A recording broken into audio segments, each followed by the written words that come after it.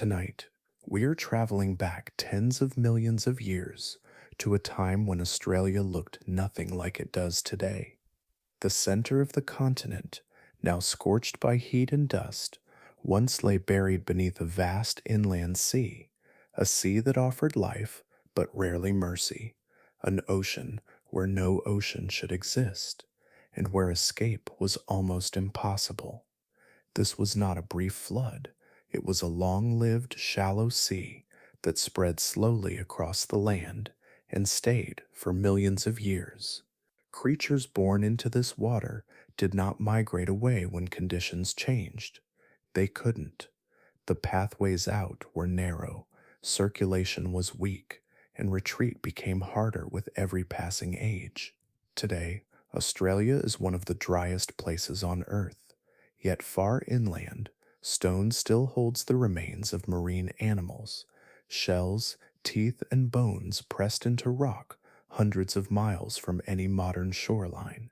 In this ancient ocean, known to scientists as the Eromanga Sea, the most successful predators were not fast but patient, not loud but precise.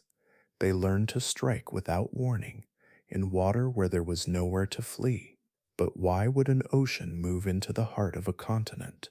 What kind of creatures thrive in a sea with no modern equivalent? How can an entire ocean disappear without leaving a coastline behind? And what happens to predators when the world they dominate begins to shrink? Tonight, we follow the evidence left behind by a sea that shaped Australia through pressure, confinement, and quiet extinction. Before we begin, I'd love to know where you're listening from tonight and what time it is where you are. Reading your comments is one of my favorite calm rituals. If this space helps you unwind, a like or a subscribe quietly helps others find it too. Now take a slow breath, let your body settle, and together we'll drift into the deadly sea that once covered prehistoric Australia.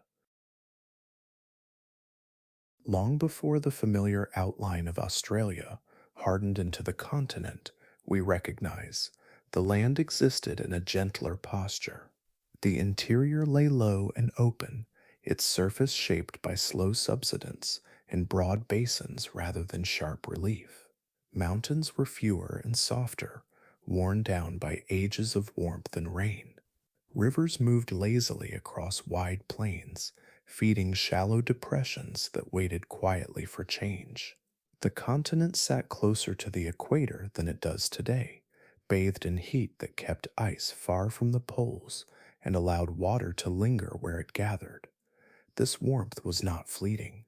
Global temperatures remained elevated for vast spans of time, and with them came seas that rose and stayed. Polar ice was scarce, and without it to lock water away, the oceans pressed higher against the continents. Shorelines advanced slowly, inch by inch across geological ages, then paused. For millions of years, the water held its position, neither surging nor retreating in a hurry. Stability, rather than violence, defined this world, and life adjusted itself to a steady rhythm of submerged horizons. Australia's position made it especially receptive to this quiet expansion.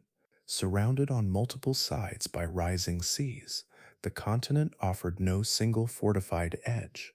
Water approached from different margins, guided by the shape of the land and the slow breathing of the planet beneath it. Subtle tilts in Earth's crust created gateways, shallow passages where seawater could spill inward without resistance. There was no dramatic invasion, only a patient seep, repeated season after season, century after century, until salt water belonged to the interior as much as the coast. Once water crossed those thresholds, the nature of the land amplified its reach. Australia's interior was broad and shallow, a vast tray rather than a steep basin. Incoming seas spread outward instead of downward, forming an inland ocean that was wide, calm, and deceptively stable. Depth mattered less than area. Sunlight could reach much of the seafloor, warming it, stirring currents just enough to sustain life. The result was not a deep abyss, but a sprawling marine world stretched thin across the heart of the continent. This geography allowed the sea to behave differently than any modern ocean. With gentle slopes and few escape routes, water lingered. Evaporation and replenishment balanced one another over long spans, creating a system that felt settled, almost permanent. Sediments drifted down slowly, blanketing the seafloor in soft layers. Nutrients accumulated, recycled within the basin rather than swept away.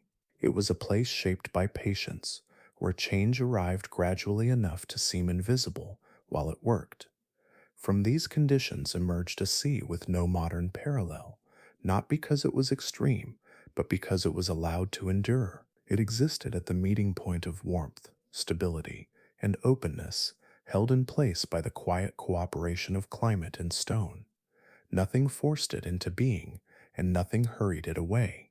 Given time, Earth assembled an ocean in the continent's center, not as an anomaly, but as a natural expression of how the planet rearranges itself when thresholds are crossed slowly and allowed to remain.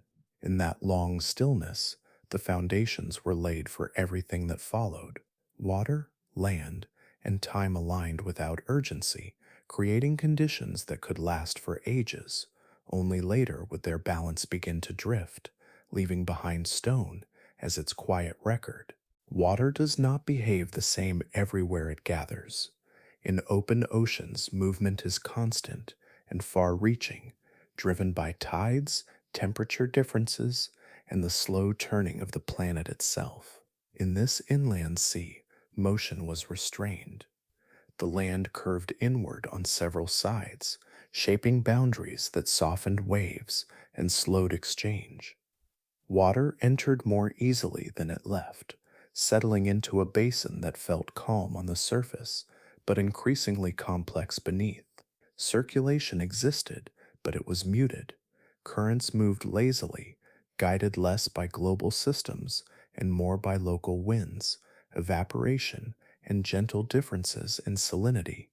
Deeper layers mixed reluctantly with the water above them. Fresh input from distant marine connections arrived diluted, losing energy as it crossed shallow thresholds. What formed was a sea that renewed itself slowly, holding on to what entered it for long stretches of time. Nutrients lingered, heat accumulated, chemical balances shifted by degrees so slight they escaped notice in any single lifetime. For the life that filled these waters, this stillness was both gift and constraint. Plankton flourished where food remained available instead of being swept away. Smaller creatures multiplied, finding shelter in expansive shallows and sediment-rich floors. Predators followed, drawn by reliability rather than abundance alone.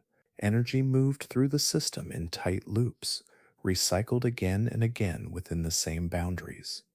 The sea sustained itself not through openness, but through retention, yet the same boundaries that allowed stability also narrowed possibility. In moments of stress, escape requires pathways, and here those pathways were few. Migration routes existed, but they were shallow, seasonal, and fragile. A shift in temperature or salinity could constrict them without warning. Life inside the basin adapted to what was present rather than preparing for departure. Generation after generation grew accustomed to a world that rarely demanded movement beyond its familiar edges. As populations increased, the sea grew crowded. Competition intensified, not through sudden conflict, but through quiet proximity. Feeding grounds overlapped, nursery areas filled. Oxygen, produced and consumed within the same limited volume, fluctuated more sharply than in open water. When conditions favored life, the system thrived together. When they slipped even slightly, there was little room to adjust. The basin absorbed pressure the way it absorbed water, slowly and with little release. This confinement shaped behavior as much as biology. Creatures learned to endure rather than roam. Success favored those that could wait, tolerate change, and exploit predictability. The absence of distant refuges meant that risk accumulated locally. Disturbances did not disperse, they echoed. A decline in one layer of the food web lingered where it formed, touching everything connected to it over time. From above, the sea may have appeared generous and unthreatening. Its surface spread wide beneath a warm sky, betraying little of the tension beneath. But inwardly, it functioned like a sealed chamber. Every addition mattered, every loss remained present. Balance was achievable, but it was narrow, maintained through long calm rather than resilience. In this enclosed world, abundance masked vulnerability. Life expanded confidently within known limits, unaware that those limits defined its future as much as its present. The sea did not trap its inhabitants deliberately, it simply held them close, bound by geography and patience, allowing prosperity to deepen in place while quietly reducing the options that might one day be needed. Within the enclosed sea, size carried a different meaning. In open oceans, vastness favors movement, distance, and escape. Here, power accumulated instead. The boundaries that limited circulation also narrowed the paths available to prey, and in doing so, reshaped the rules of survival.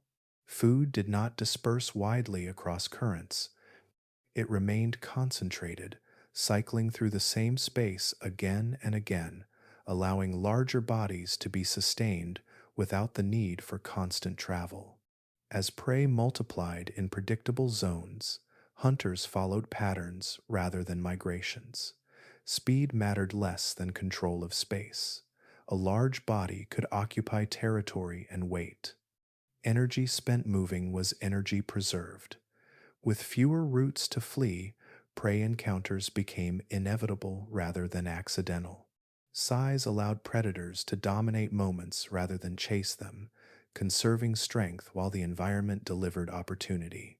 Over long spans of time, this dynamic favored the growth of apex forms. Each generation inherited a world where reach and mass offered reliability, a wider jaw, a thicker body, a more powerful tail, all became investments rather than risks. The enclosed sea could afford them. Abundance remained steady enough to support these traits, and confinement ensured that advantages were rarely neutralized by escape. The fossil record preserves this imbalance with quiet clarity. Bones of immense marine hunters appear repeatedly within the sediments, layered through time rather than clustered around a single moment.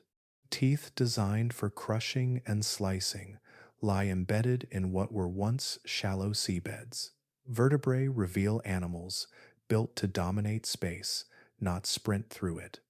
Their presence is not brief or accidental. It reflects an ecosystem structured to elevate those at the top. Smaller predators existed, but they occupied margins, adapting to niches left behind by giants rather than competing directly with them. Mid-sized hunters fed where they could, their success constrained by the shadows cast above. The food web stretched vertically more than horizontally, energy flowing upward through fewer pathways. Power concentrated, balance became secondary to dominance. In such systems, stability often appears stronger than it truly is. The sea sustained its largest residents for millions of years, reinforcing the illusion that size equaled permanence. With prey unable to disperse and competitors limited by space, apex hunters experienced little pressure to change.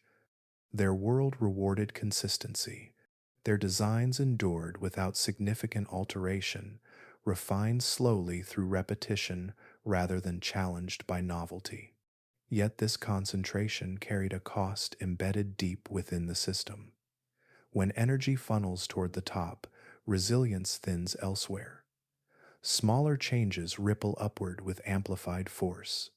A slight reduction in prey availability affects the largest bodies first, even if the cause begins far below. The enclosed sea allowed power to flourish, but it also bound that power tightly to local conditions. Still, For long ages, the arrangement held. The giants ruled quietly, shaping the behavior of everything beneath them. Their presence influenced where prey gathered, when they moved, and how risk was distributed across the water. The ecosystem leaned towards strength rather than equilibrium, sustained by a geography that favored presence over movement. Within this trapped world, the largest hunters did not merely survive, they defined the rhythm of life itself. Their dominance was not dramatic or chaotic. It was patient, grounded, and reinforced by the simple fact that in a sea with nowhere to run, control became the most valuable trait of all. Light entered this sea reluctantly. Fine sediment drifted constantly through the water column, stirred by shallow depths and slow circulation. Plankton bloomed where nutrients lingered, tinting the water with haze that softened outlines and shortened distance. Even in daylight, clarity was fragile. Shapes dissolved after a few body lengths, and the boundary between near and far blurred into a dim continuity. This was not darkness, but something quieter, a world where vision rarely told the full story. In such conditions, sight lost its authority. Eyes still mattered, but they no longer governed the moment of action. Other senses carried greater weight. Pressure changes announced movement long before bodies came into view. Vibrations traveled easily through water thick with life, passing along the seafloor and through soft tissue. Timing replaced speed. Awareness expanded outward, not through clarity, but through sensitivity. Predators adapted without urgency.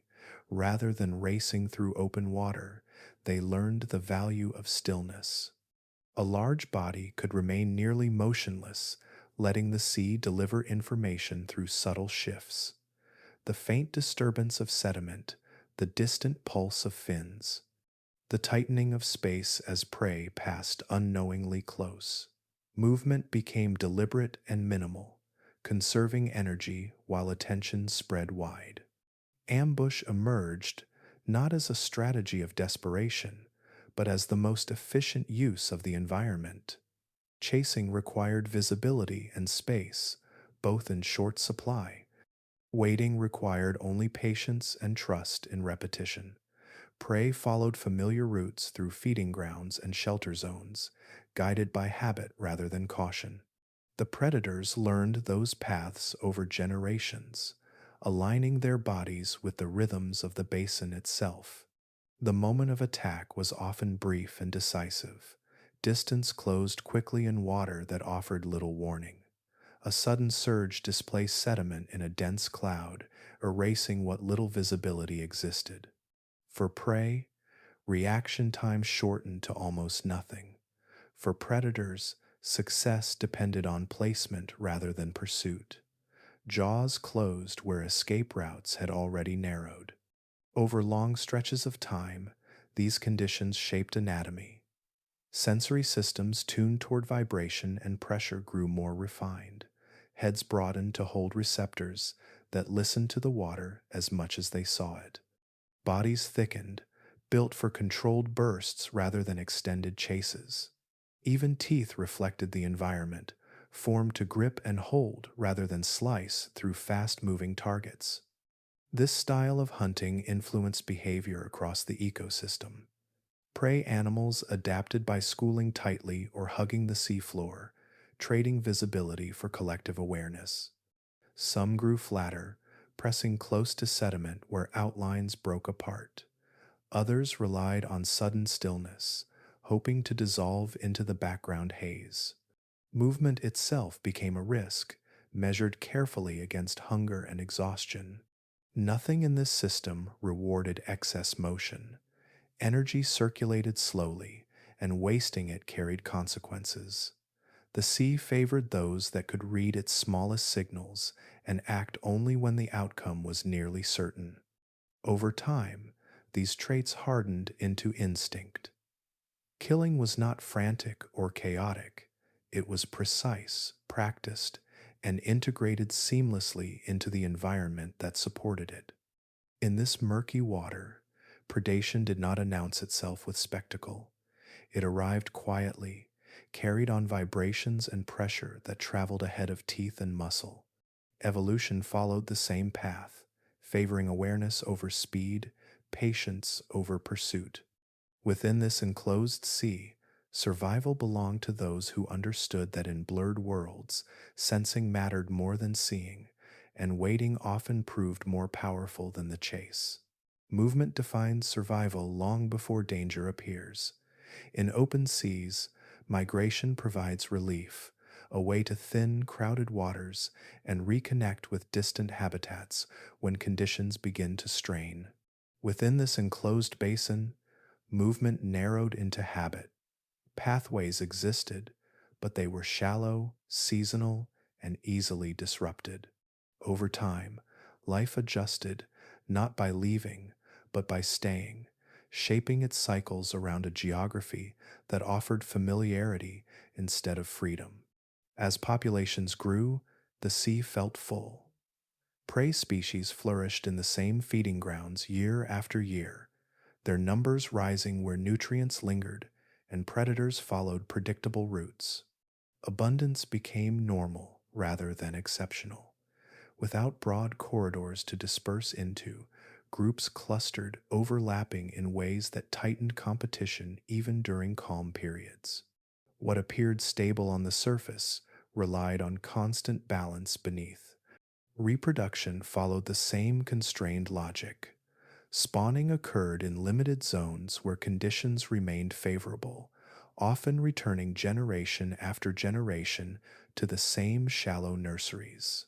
Eggs and juveniles gathered densely, their survival linked not only to predation, but to space itself. Crowding increased vulnerability. Disease spread more easily. Small shifts in temperature or chemistry reached many individuals at once, magnifying their effects without warning. For adult prey, maturity did not guarantee safety. Growth brought size, but not distance. Larger bodies required more food, tying survival ever more closely to local abundance.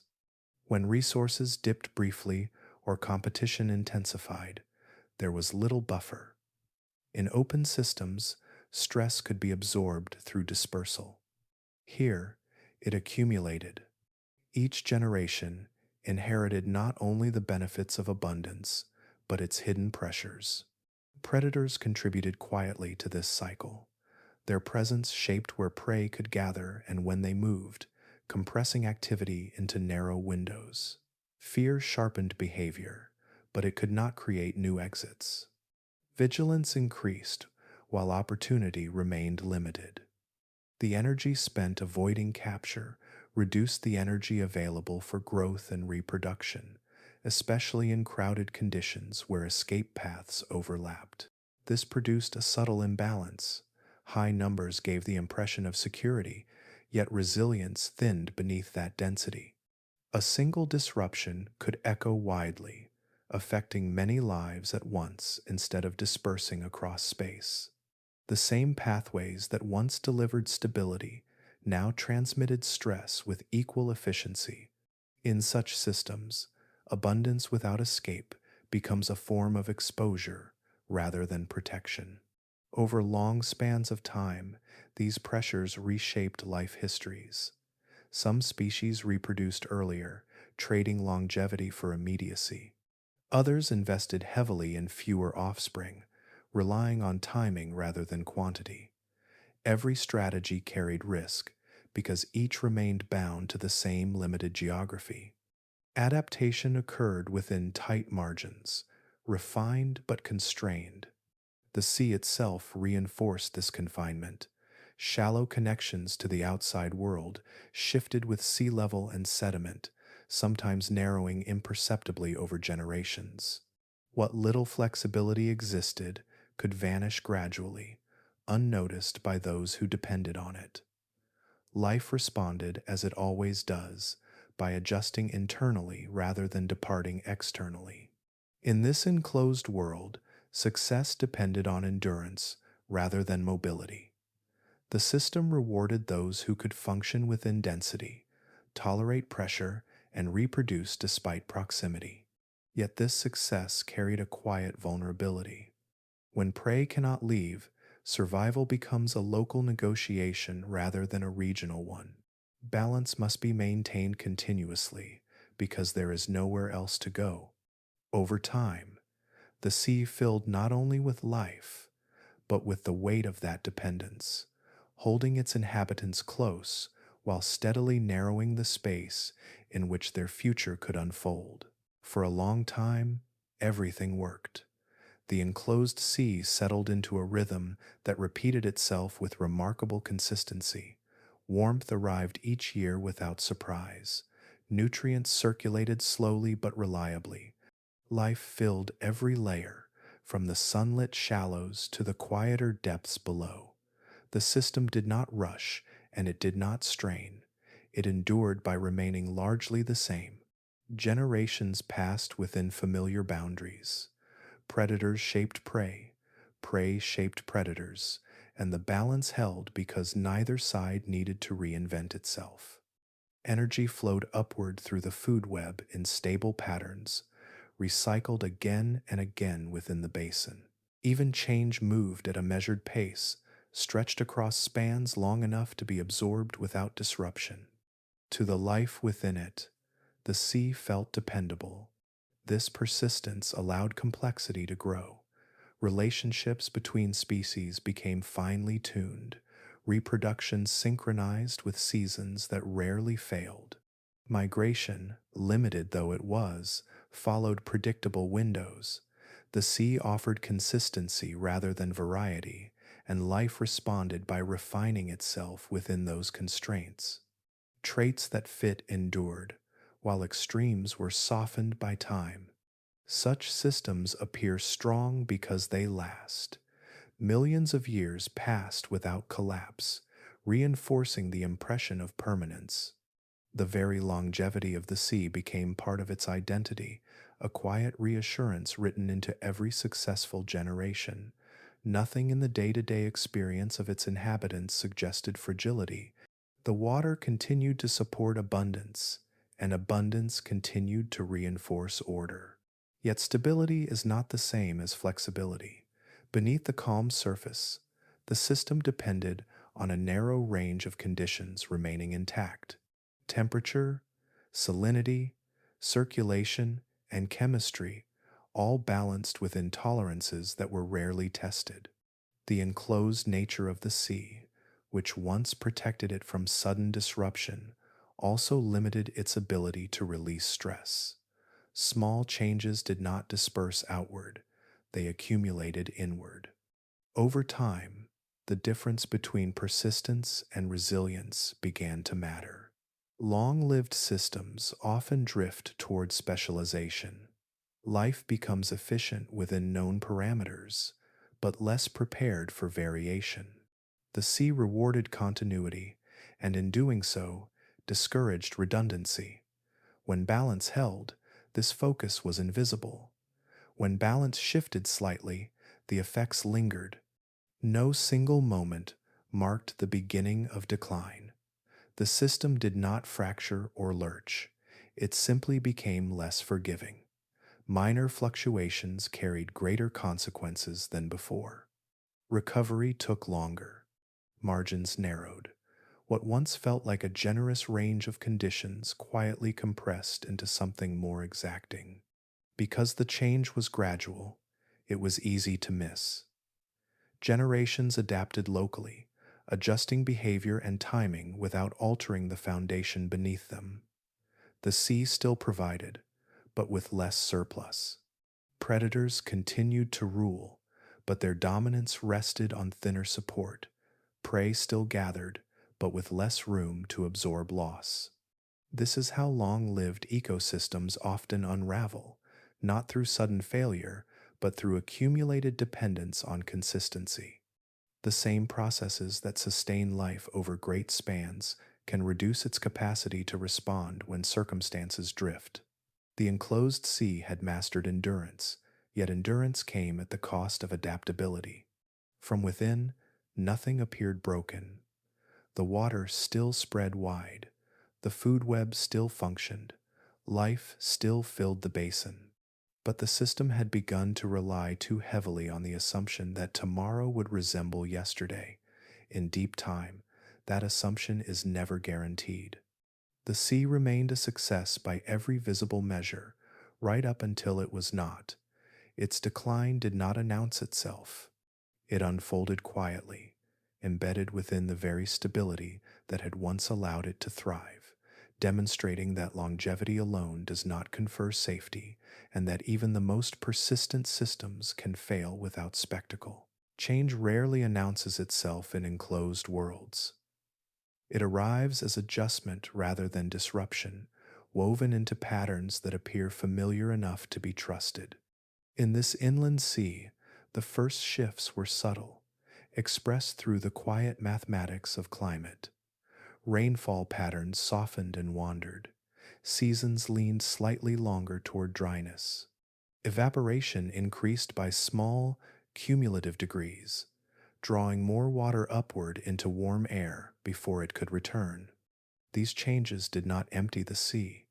Its surface still spread wide across the basin, reflecting light much as it always had. Yet balance depends on ratios, not appearances. As water left more readily than it arrived, salts remained behind.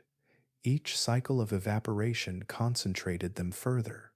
The rise was slow, almost imperceptible within a single generation, but relentless across deep time. Salinity edged upward, altering the chemistry that life had long taken for granted.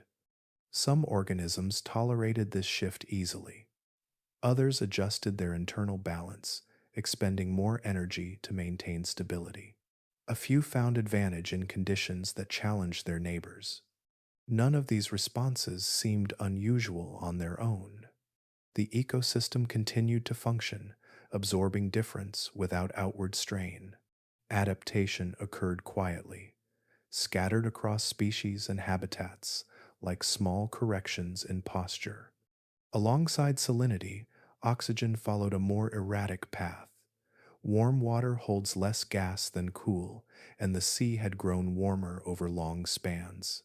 Stratification increased as surface layers resisted mixing with deeper water. Oxygen delivered from above lingered near the top, while lower layers became more isolated. Periods of stagnation lengthened, especially in deeper pockets where circulation had always been weakest. For most inhabitants, these fluctuations remained within tolerable limits. Shortages arrived and passed. Life adjusted its rhythms, shifting activity to favorable intervals. Yet recovery after stress took slightly longer than before. Minor losses accumulated before equilibrium returned. The system still healed itself, but more slowly and with less surplus to spare. Nutrients behaved differently as well. With reduced circulation, recycling became uneven. Some regions grew richer, supporting dense blooms that clouded the water and consumed oxygen as they decayed. Other areas thinned, their productivity declining without clear cause. This patchiness introduced inconsistency into a world that had once rewarded predictability. None of these signals demanded immediate response. There was no single threshold crossed, no moment when conditions turned hostile across the basin. Instead, the range of what was normal began to stretch. Extremes touched edges that had once remained untouched. What had been rare became occasional. What had been occasional became familiar.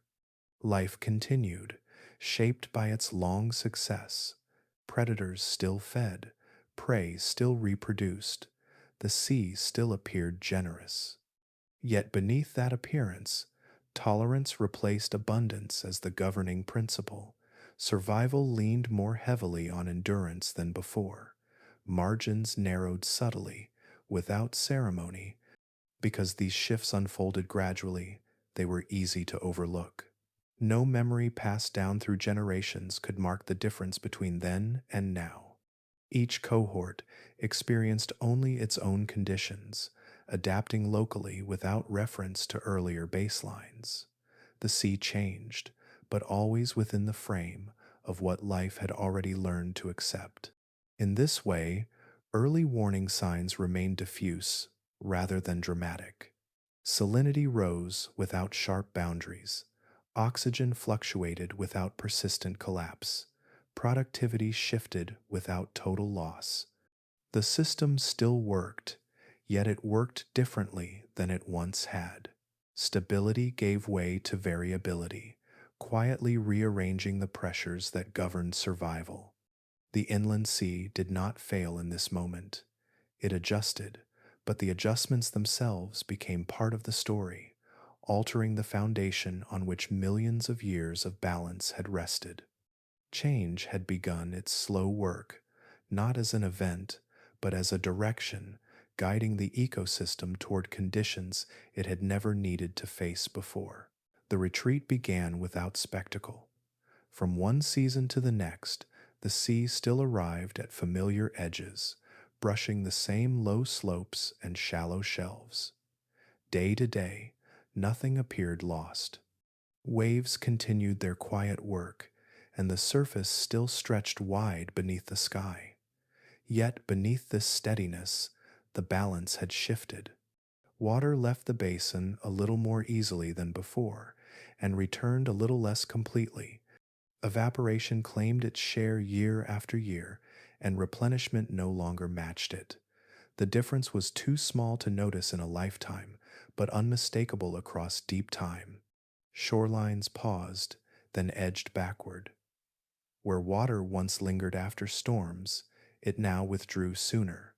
Mudflats emerged briefly, dried, then returned to water, until eventually they did not flood again at all. The retreat followed no straight line. Some margins held longer, protected by depth or geography. Others receded steadily, exposing wide shallows to air and sun. These changes unfolded over thousands of generations, far beyond the scale of memory.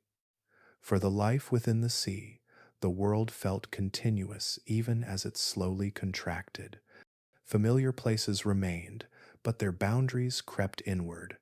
As water withdrew, habitats compressed. Feeding grounds narrowed, forcing more bodies into smaller areas. Nurseries that once spread across broad shallows became crowded and unstable. The seafloor changed character as sediments dried and hardened, altering the communities that depended on soft, submerged ground. Transition zones expanded, neither fully marine nor fully absent, demanding constant adjustment. Species responded, as they always had, by adapting locally. Some shifted activity to remaining deeper areas. Others altered timing, reproducing earlier or later to match changing conditions. Predators followed prey into shrinking spaces, increasing overlap and competition. The sea still supported life, but it did so unevenly, favoring pockets of persistence over continuity. The loss of space mattered as much as the loss of water. Distance once acted as a buffer, allowing stress to dissipate across broad areas. As habitats shrank, pressure concentrated. Disturbances echoed more strongly, and recovery slowed further. What had once been minor fluctuations now carried lasting consequences because there was less room for their effects to fade. Along the edges, change was most visible. Former coastlines hardened into terraces as sediments dried and compacted. Tidal zones flattened and disappeared. Channels that once allowed exchange narrowed or closed altogether, further isolating the interior waters. Each small retreat reduced connection, reinforcing the pattern already underway. Despite this contraction, the sea did not vanish quickly. It lingered, reshaping itself as it pulled back. Large stretches remained navigable for long spans, preserving the illusion of continuity. Yet the direction never reversed. The process was steady, guided by climate and balance, rather than abrupt force. Life experienced this retreat as a tightening rather than a collapse. Suitable environments still existed, but they demanded closer alignment with conditions.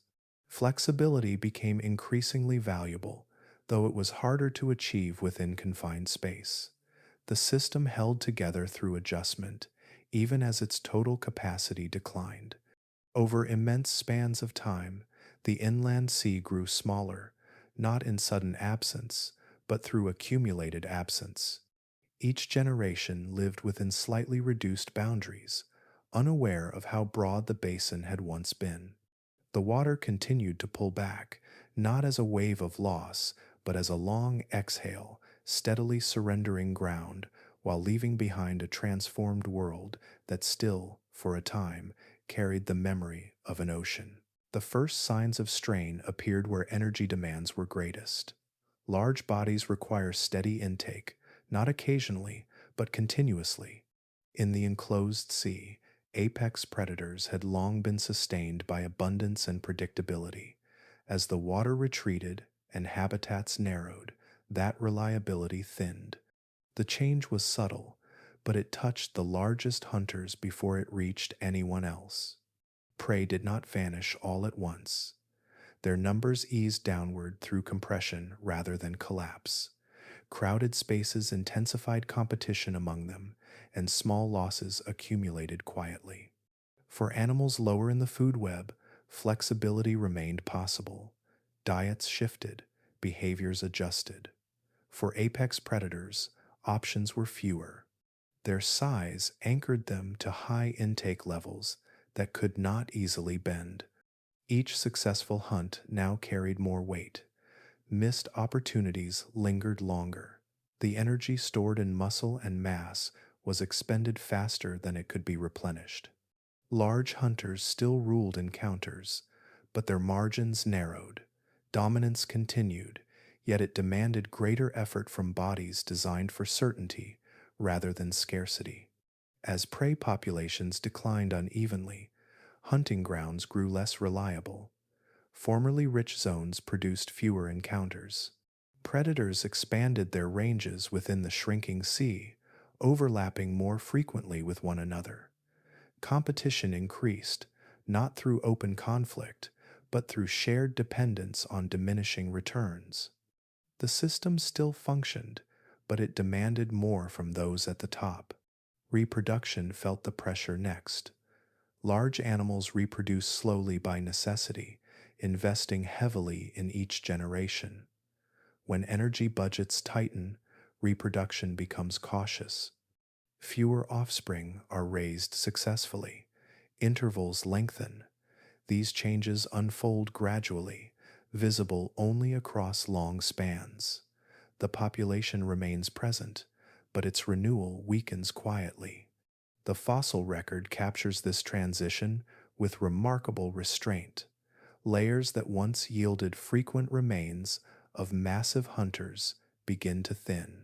Individuals appear smaller on average, suggesting stress across development. Gaps emerge between occurrences, not as absences, but as pauses. The decline precedes disappearance by vast stretches of time, marking reduction rather than sudden loss. Meanwhile, smaller predators and generalists persisted more easily. Their flexible diets and lower energy needs allowed them to occupy spaces left behind. The food web reshaped itself downward, redistributing energy away from its former peak.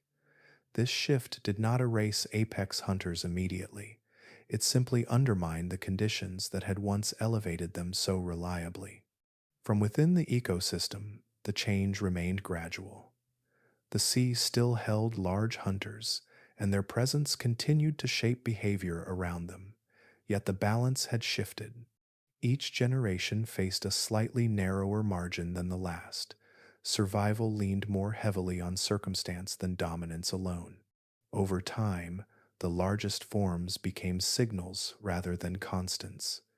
Their decline traced the limits of the system with greater clarity than any other group could. They did not disappear first because they were weak, but because they were exacting. Their bodies recorded the loss of abundance long before the sea itself vanished, preserving in bone and absence the quiet truth that when worlds contract, those who require the most feel it earliest. The sea did not become hostile overnight. Its surface still reflected light, and its rhythms still followed familiar patterns. Yet beneath that calm, the chemistry of the water continued to drift. Salts concentrated further as retreat progressed, and elements once diluted by constant exchange began to dominate. The balance that had supported life for so long now leaned toward strain. Chemical reactions respond quietly to confinement. In waters with limited circulation, byproducts linger. Nutrients that once cycled cleanly accumulated unevenly. Some compounds increased beyond their former ranges, altering the basic character of the sea. What had once been background conditions became active pressures, demanding constant physiological adjustment from the life immersed within them. Oxygen bore the clearest burden. As warm surface layers resisted mixing, deeper waters grew increasingly isolated. Without regular replenishment, oxygen levels declined slowly but persistently. Pockets of low oxygen expanded, first intermittently, then with greater permanence. These zones did not spread like sudden plumes. They crept outward, reshaping habitable space layer by layer. Life adapted where it could.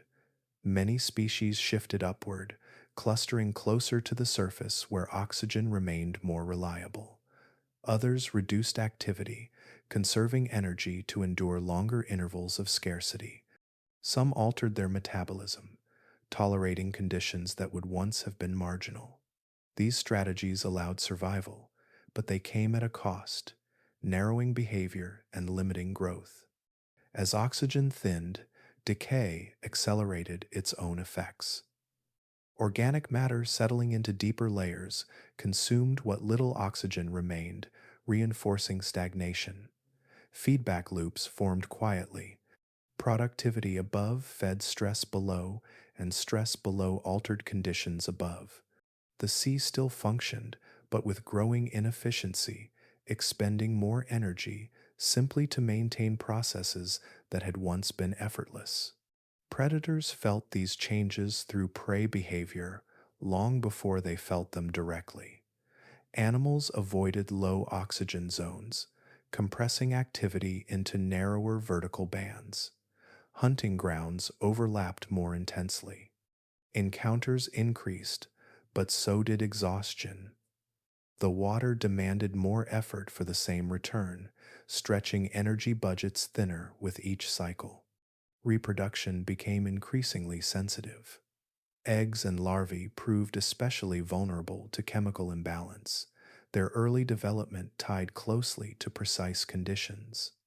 Small deviations that adults could tolerate translated into lower survival for the next generation. Losses accumulated quietly, reflected not in absence, but in reduced renewal.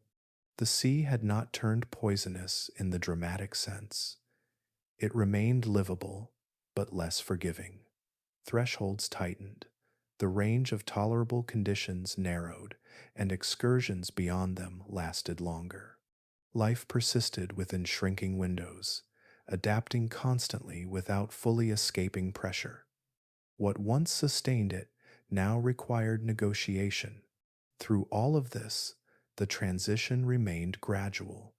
There was no single boundary where life abruptly failed. Instead, stress became a constant companion, woven into daily existence. Success depended increasingly on endurance rather than opportunity, on tolerating strain rather than thriving within abundance. In time, the inland sea grew heavy with its own history. The chemistry that had once enabled richness now reflected confinement and retreat. Oxygen, once plentiful, became uneven. Balance gave way to management. The water still held life, but it asked more of every organism it supported, marking the shift from a generous system to one that quietly tested the limits of survival. As the sea continued to withdraw and transform, boundaries hardened in unexpected ways. The line between water and land, once broad and forgiving, narrowed into something more absolute. Shallow margins that had long served as gradual transitions became unstable, shifting between wet and dry with increasing frequency. For the life shaped entirely by immersion, this edge offered no refuge, only uncertainty. Marine animals are bound to water in ways that cannot be renegotiated quickly. Their bodies depend on buoyancy to support mass, on gills to draw oxygen, on constant moisture to regulate chemistry and temperature. As shorelines retreated, these animals followed the water inward, compressed into remaining depths. The land beyond was not an option. Exposure meant collapse, organs failing under gravity and air that could not sustain them. At the same time, land animals hovered at the margins without entry. The sea that had once been distant now occupied unfamiliar ground, altering soils and flooding low plains. Terrestrial bodies, built to breathe air and move against solid ground, could not cross into saline water without cost. Salt disrupted balance, buoyancy altered movement. What appeared close remained unreachable. The sea formed a barrier just as firm as any cliff. Between these worlds, overlap vanished. Transitional habitats, once broad enough to host adaptability, thinned and disappeared. Estuaries and tidal flats lost stability as conditions swung beyond tolerance. Species that might have exploited both realms found no lasting footing. The window for gradual adjustment closed, leaving stark separation where continuity had existed. This separation created ecological dead ends. Marine species trapped within shrinking waters faced compression without exit. Their world reduced in size, yet offered no alternative environment for retreat. Terrestrial species expanded where land opened, but could not utilize the marine space left behind. Energy and nutrients remained locked within the sea, inaccessible to life on shore, even as marine life dwindled. Some species hovered at the edge of possibility. A few tolerated brief exposure, lingering in damp zones or shallow pools. Others ventured into fresher water when available. Yet these efforts did not bridge the divide. Each adaptation carried limits enforced by physiology refined over immense spans. Evolution moves patiently, and the pace of environmental change outstripped the capacity for fundamental redesign. As space narrowed, interactions intensified. Marine animals crowded into fewer habitats, increasing competition and stress. The land beyond remained empty of their presence, an unreachable expanse shaping behavior through absence alone. The ecosystem fractured along this line, splitting into domains that no longer exchanged life directly. In time, the sea's retreat reshaped not only geography, but possibility itself. Where once gradients had allowed gradual movement and overlap, sharp boundaries now dictated survival. Life was compelled to remain within its original medium, even as that medium changed around it. This confinement carried quiet consequences. Extinction did not come from dramatic invasion or sudden catastrophe, but from mismatch. Bodies built for one world found themselves unable to enter the other. The space between water and land became a narrowing corridor that led nowhere, forcing species to endure conditions that no longer favored them. In this way, the changing sea created endings without drama. Life persisted within limits until those limits no longer aligned with its needs. Trapped between water and land, many organisms faced futures that could not unfold elsewhere, illustrating how environmental division, when it sharpens too far, leaves survival with fewer paths forward and sometimes with none at all. The end did not arrive as an event.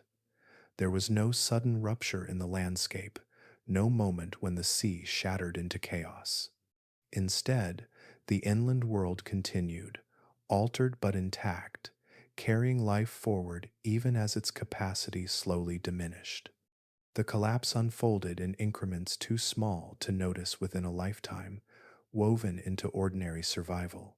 Each generation entered a sea that still looked familiar. Water still covered the basin, predators still moved through it, prey still gathered where food remained, yet the numbers were subtly different. Fewer juveniles reached maturity. Reproductive seasons produced less certainty. Losses that once would have been absorbed now lingered, echoing forward without full recovery. The absence of drama allowed decline to persist uninterrupted. Without a single moment of crisis, there was nothing to overcome. No rebound followed. The system adjusted downward, recalibrating to reduced abundance rather than restoring what had been lost. Life adapted not by returning to former conditions, but by persisting within narrowing limits. This pattern repeated across the food web. Smaller organisms declined first in places where chemistry and oxygen pressed hardest, leaving gaps that reshaped local interactions. Larger animals followed more slowly, their populations thinning as renewal failed to keep pace with mortality. Presence turned sporadic. Encounters became less frequent. What had once been common grew uncommon without ever becoming rare enough to mark a boundary. The sea still functioned, but it did so quietly and with less redundancy. When individuals disappeared, fewer remained to replace them. When conditions fluctuated, recovery stalled sooner. Stability became fragile not because of abrupt shocks, but because there were fewer buffers left to absorb them. Time played a central role in this unraveling. Generations passed under slightly harsher conditions than the ones before. Each cohort survived a little less successfully than the last. The difference between persistence and viability grew harder to distinguish. Life remained present even as its future contracted. From within the system, the change felt incremental. There was no memory of abundance to measure against. Each generation adapted to what it inherited, unaware that the baseline itself was slipping. Extinction, when it came, arrived as the endpoint of thinning rather than the result of catastrophe. The last individuals lived in a world that had quietly outgrown them.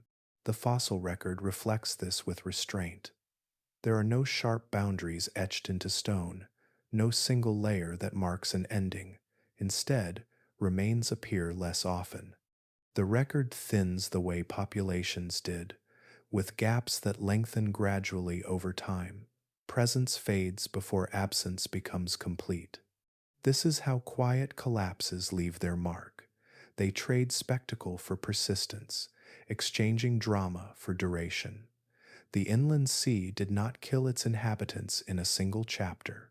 It carried them forward through diminishing possibility, allowing life to continue until continuation itself was no longer sustainable.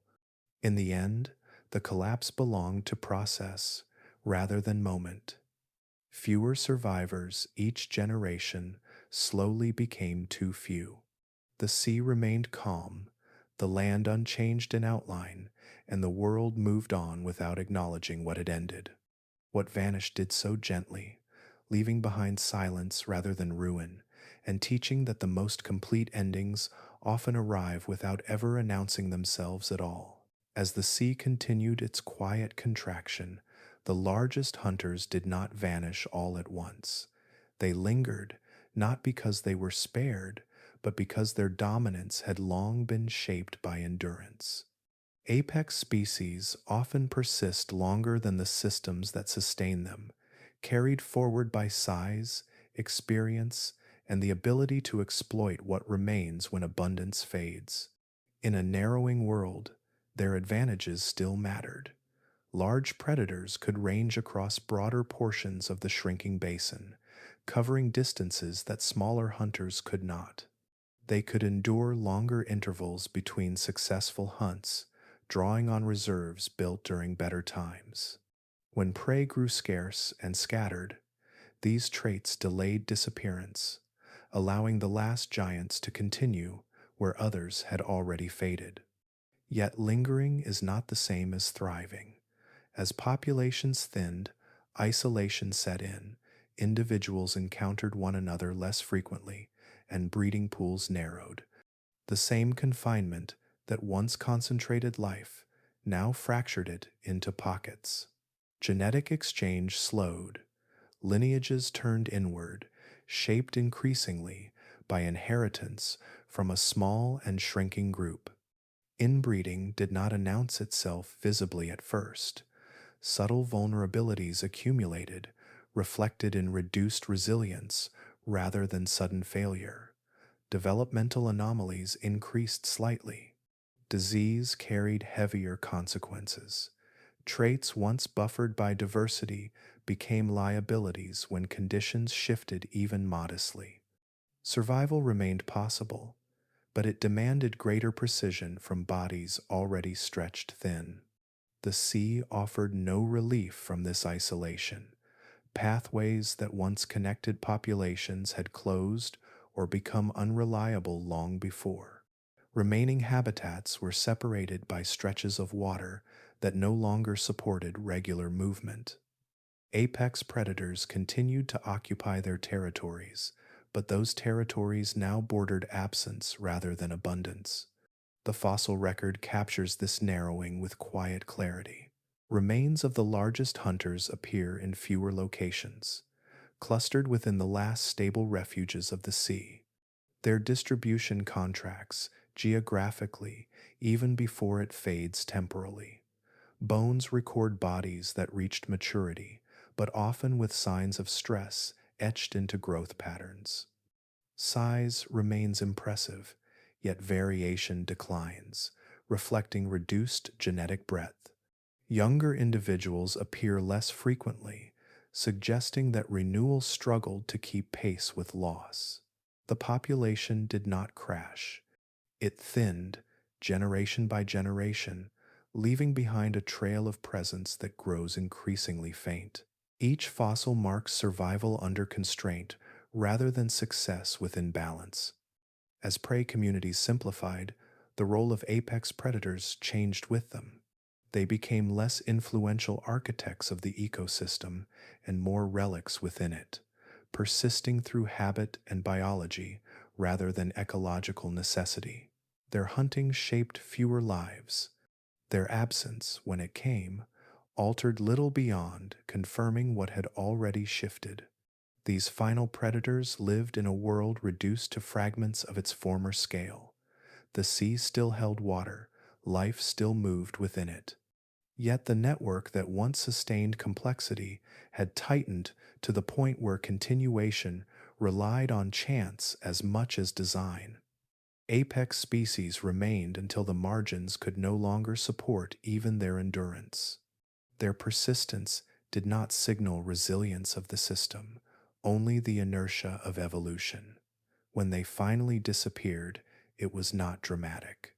It was the quiet conclusion of a long narrowing, recorded not as a boundary, but as an absence that gradually spread across stone.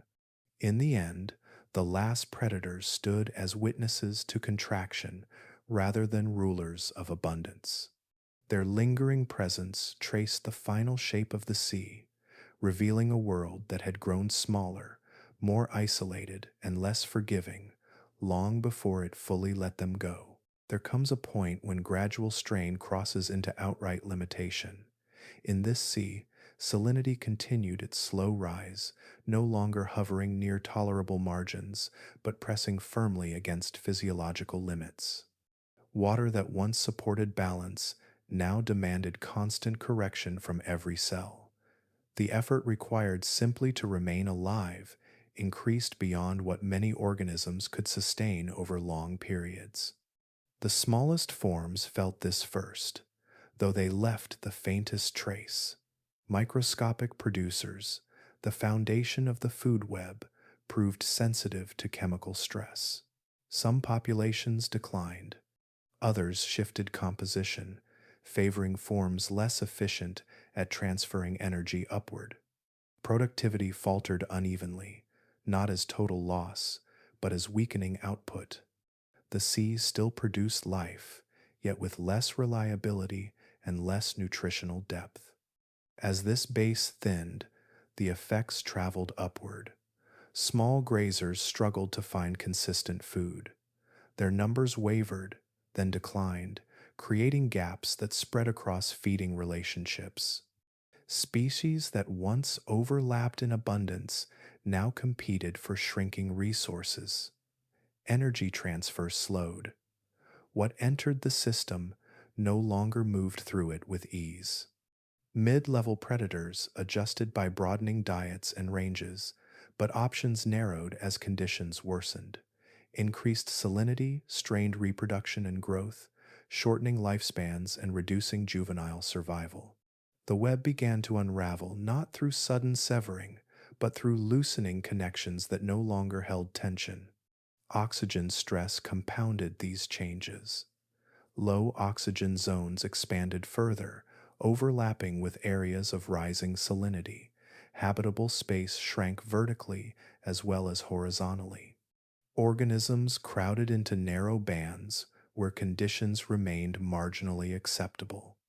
This compression intensified competition and accelerated depletion of remaining resources. For apex predators, the system now failed outright. Prey populations dropped below the threshold required for sustained hunting. Energy losses outpaced gains. Individuals survived for a time, drawing on reserves, but reproduction faltered almost entirely. The presence of large hunters became sporadic, then rare, not because they were outcompeted, but because the sea could no longer feed them. At this stage, collapse no longer crept, it quickened. Feedback loops tightened. As fewer organisms lived and died, nutrient cycling weakened further. Reduced recycling lowered productivity, which in turn reduced biomass, reinforcing the decline. What had once been gradual now accelerated through the absence of buffers. Yet even here, the end was not dramatic. There was no final wave of death, no singular moment of silence. Life retreated into its last tolerances, persisting briefly in isolated pockets. Each loss made the next more likely. Recovery ceased not because time ran out, but because the conditions required for recovery no longer existed.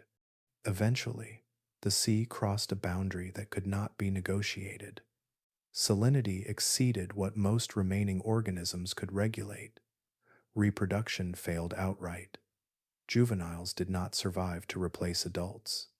The system no longer supported continuity, only persistence in fragments. The food web collapsed from the bottom up, just as it had built itself from the bottom up millions of years before. The sea still held water. It still filled the basin. But biologically, it had thinned beyond function. Life gave way not to catastrophe, but to exhaustion. What remained was a body of water that looked familiar yet behaved differently, sustaining chemistry rather than ecosystems.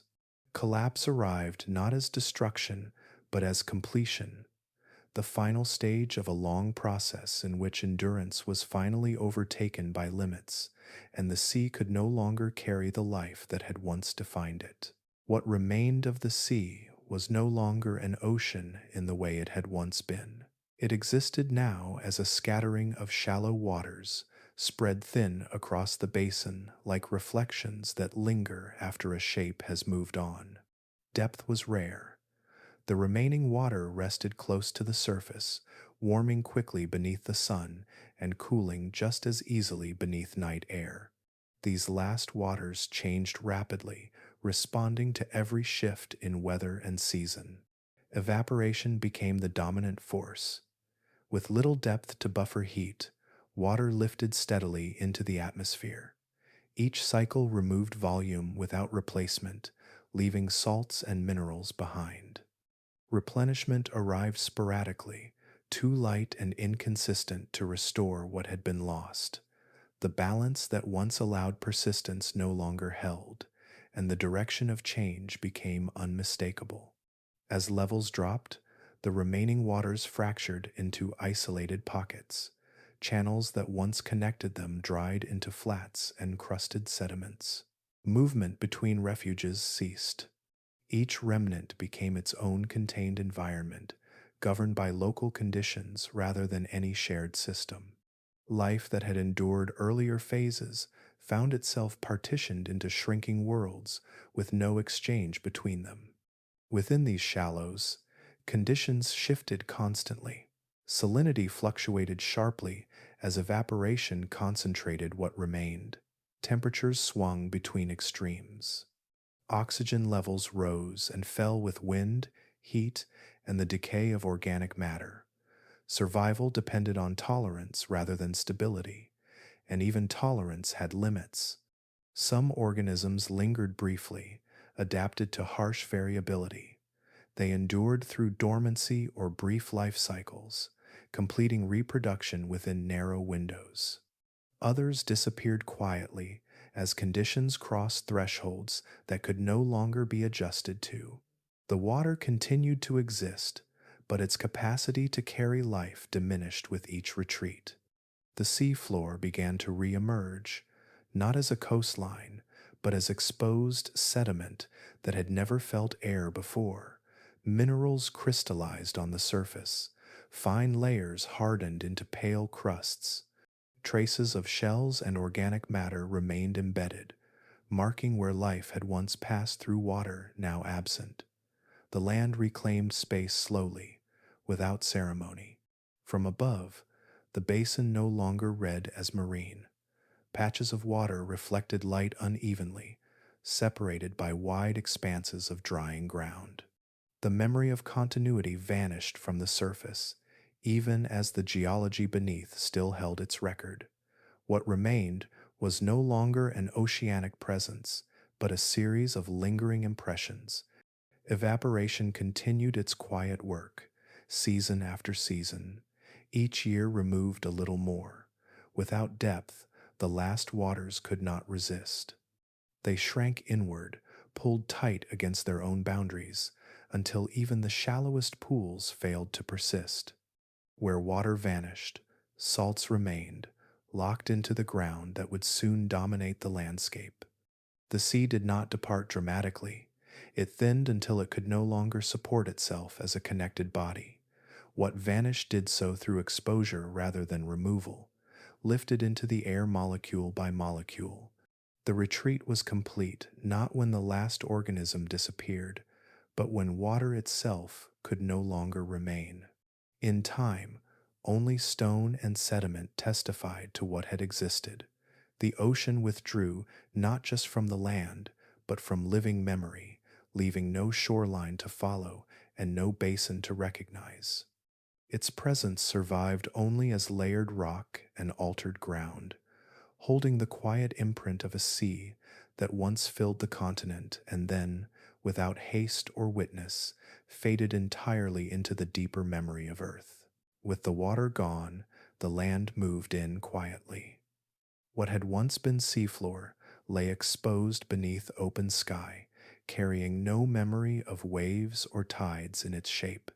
The sediments that settled gently through ancient water now dried and hardened where they rested. Fine layers of mud and silt compressed into broad, pale plains, stretching across the basin without curvature or boundary. This new surface bore little resemblance to a former coast. There were no beaches, no cliffs, no gradual slopes marking where water once stood. The retreat had been too slow, too even. As evaporation outpaced replenishment, the sea did not carve a final edge. It simply thinned until the ground beneath it emerged everywhere at once. Land replaced water without leaving a line between them. Sun and wind reshaped these sediments further. Moisture vanished from the upper layers, tightening particles together. Cracks formed, then widened, then softened again under rare rains. Over time, pressure from above and below transformed loose deposits into solid ground. What had once been soft and yielding became firm enough to carry weight. Its marine origin hidden beneath a surface that looked entirely terrestrial. Salt lingered long after the water lifted away. Concentrated through countless cycles of evaporation, it crystallized within the drying sediments. Minerals precipitated and settled, locking themselves into the forming rock. Calcium, gypsum, and other dissolved elements became part of the landscape itself, preserved not as residue on the surface, but as structure within the stone. This mineral inheritance altered the land's future. Soils formed slowly and unevenly, shaped by chemistry as much as climate. Some areas resisted vegetation, others supported plant life, adapted to salinity and hardness. The character of the continent shifted, influenced by a sea that was no longer present but still exerted quiet control from below. Geologically, the transformation unfolded with little disturbance. Layers stacked and compressed, recording time rather than motion. Fossils embedded within them remained where organisms had fallen, now far from any waterline. Shells, bones, and impressions rested beneath dry air, marking an oceanic past that no longer announced itself through landscape alone. As erosion began its long work, it revealed fragments of this hidden history. Wind and rain sculpted the plains, cutting shallow channels that exposed bands of sediment once laid down beneath calm water. Yet even these glimpses offered no clear shoreline, only depth and age. The sea had occupied the land so evenly that its departure erased its own outline. Over millions of years, the basin took on the appearance of permanence. The ground seemed ancient and stable, uninterrupted by signs of former immersion. Travelers crossing it would find no visual cue that the land beneath their feet had once supported marine life. The ocean had not retreated to the horizon, it had dissolved into the ground. This absence of boundary carried meaning. Without a coastline, memory faded. Landscapes tell stories through shape, and here the shape spoke only of dryness and expanse. The sea's influence survived invisibly in rock chemistry and fossil layers, but not in surface form. Land reclaimed the seafloor completely, not by force but by patience. Stone replaced water, air replaced depth. The transition left no monument, no edge to trace.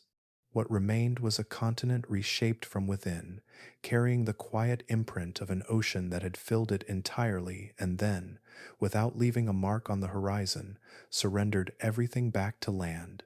Long after the water vanished, the evidence remained where it fell. Marine bones lay embedded in stone far from any modern shoreline, resting beneath skies that would one day hold only heat and dust. Their presence did not announce itself loudly. It waited. As erosion slowly peeled back layers of earth, fragments surfaced in places that no longer seemed to belong to the sea.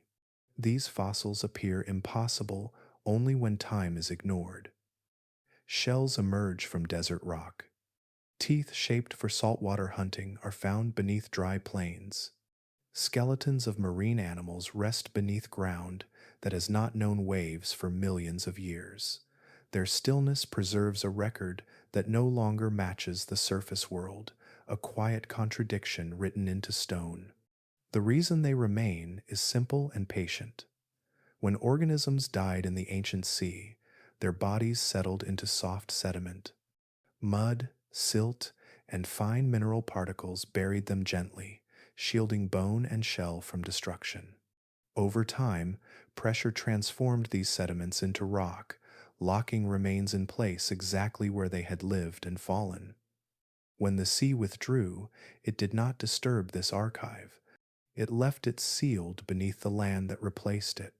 Scientists learn to read these places not by shape alone, but by context. Rock layers tell their own story through texture and composition. Fine, evenly layered sediments suggest calm. Standing water, ripple marks frozen in stone echo the movement of gentle currents. Chemical signatures reveal salts and minerals that only form under marine conditions. Together, these signals build a picture of an environment no longer visible. Fossils add detail to that picture. The species present matter as much as the rock itself. Marine organisms appear alongside one another in consistent assemblages, forming communities that could only exist underwater. Their orientation within sediment reveals how they settled, whether scattered by currents or preserved in place. Even the wear on shells speaks of water chemistry and energy. These clues do not rely on a single discovery. They repeat across vast regions, forming patterns that stretch far beyond individual outcrops. When the same marine layers appear again and again across a continent, they trace the outline of a vanished sea more clearly than any shoreline ever could. The absence of water becomes visible through repetition rather than boundary. Reading these records requires patience. The stone does not tell its story quickly. It offers fragments that must be assembled across distance and depth. Yet when aligned, they reveal continuity. What seems isolated becomes connected. Fossils found beneath cattle stations and arid plains belong to the same underwater world, separated today only by time. Deserts often preserve these histories well. Dry climates, slow chemical weathering, allowing fossils to persist closer to the surface. Wind and rare rain expose them gradually, lifting pieces of the past into view. What appears barren becomes a library, its shelves carved by erosion rather than design. Through this process, scientists reconstruct oceans that left no surface trace. They follow layers instead of coastlines, chemistry instead of waves.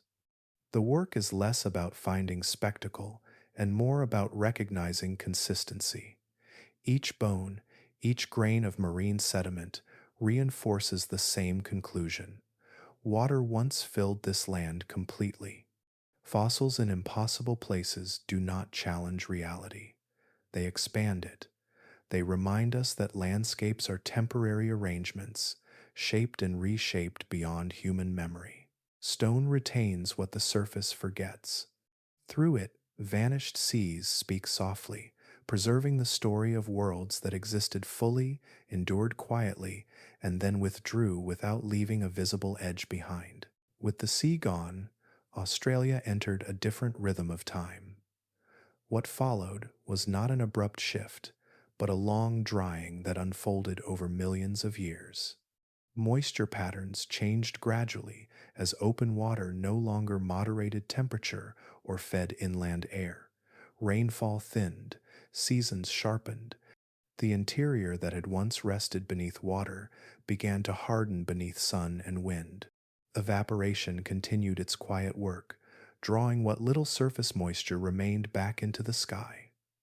Rivers adjusted their courses, shrinking or vanishing as their sources weakened. Lakes formed briefly and disappeared again. The land learned dryness slowly, layer by layer, generation by generation, until aridity became its dominant condition rather than a temporary phase. As marine influence faded, new ecosystems took hold. Plants adapted to poor soils, and limited water spread across the basin. Deep roots replaced shallow ones. Leaves narrowed, hardened, or vanished altogether. Life organized itself around scarcity rather than abundance, learning to endure long intervals without rain. The biological rhythms of the continent shifted away from aquatic cycles toward strategies built on patience and conservation. Animals followed. Species that thrived in wet environments withdrew to the coasts or vanished entirely. In their place came forms suited to heat, dust, and distance. Burrowing became common. Activity shifted to cooler hours. Movement followed water rather than terrain, tracing routes defined by survival rather than exploration. The inland world filled again, but with life shaped by absence rather than presence. Soils recorded this transition quietly. Marine sediments weathered into clays and sands that reflected their origin only through chemistry. Salt layers influenced fertility. Some regions resisted plant growth entirely, while others supported communities uniquely tuned to mineral rich ground. The character of the landscape emerged from what remained beneath it, guided by materials laid down when the sea still existed. Over time, erosion softened the last visible signs of immersion. Exposed marine layers broke down, scattered by wind and water.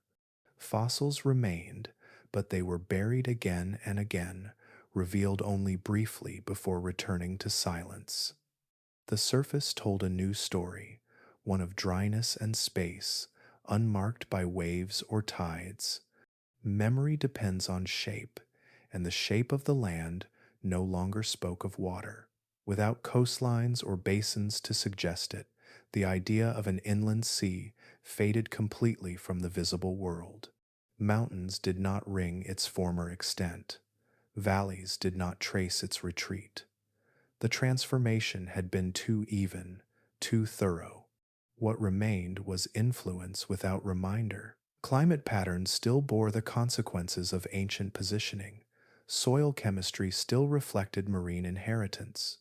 Rock beneath the surface still held shells and bones laid down in quiet water. Yet none of this announced itself openly. The continent moved forward as though the sea had never been there. This forgetting was not loss, but progression. Earth does not preserve memory unless shape demands it.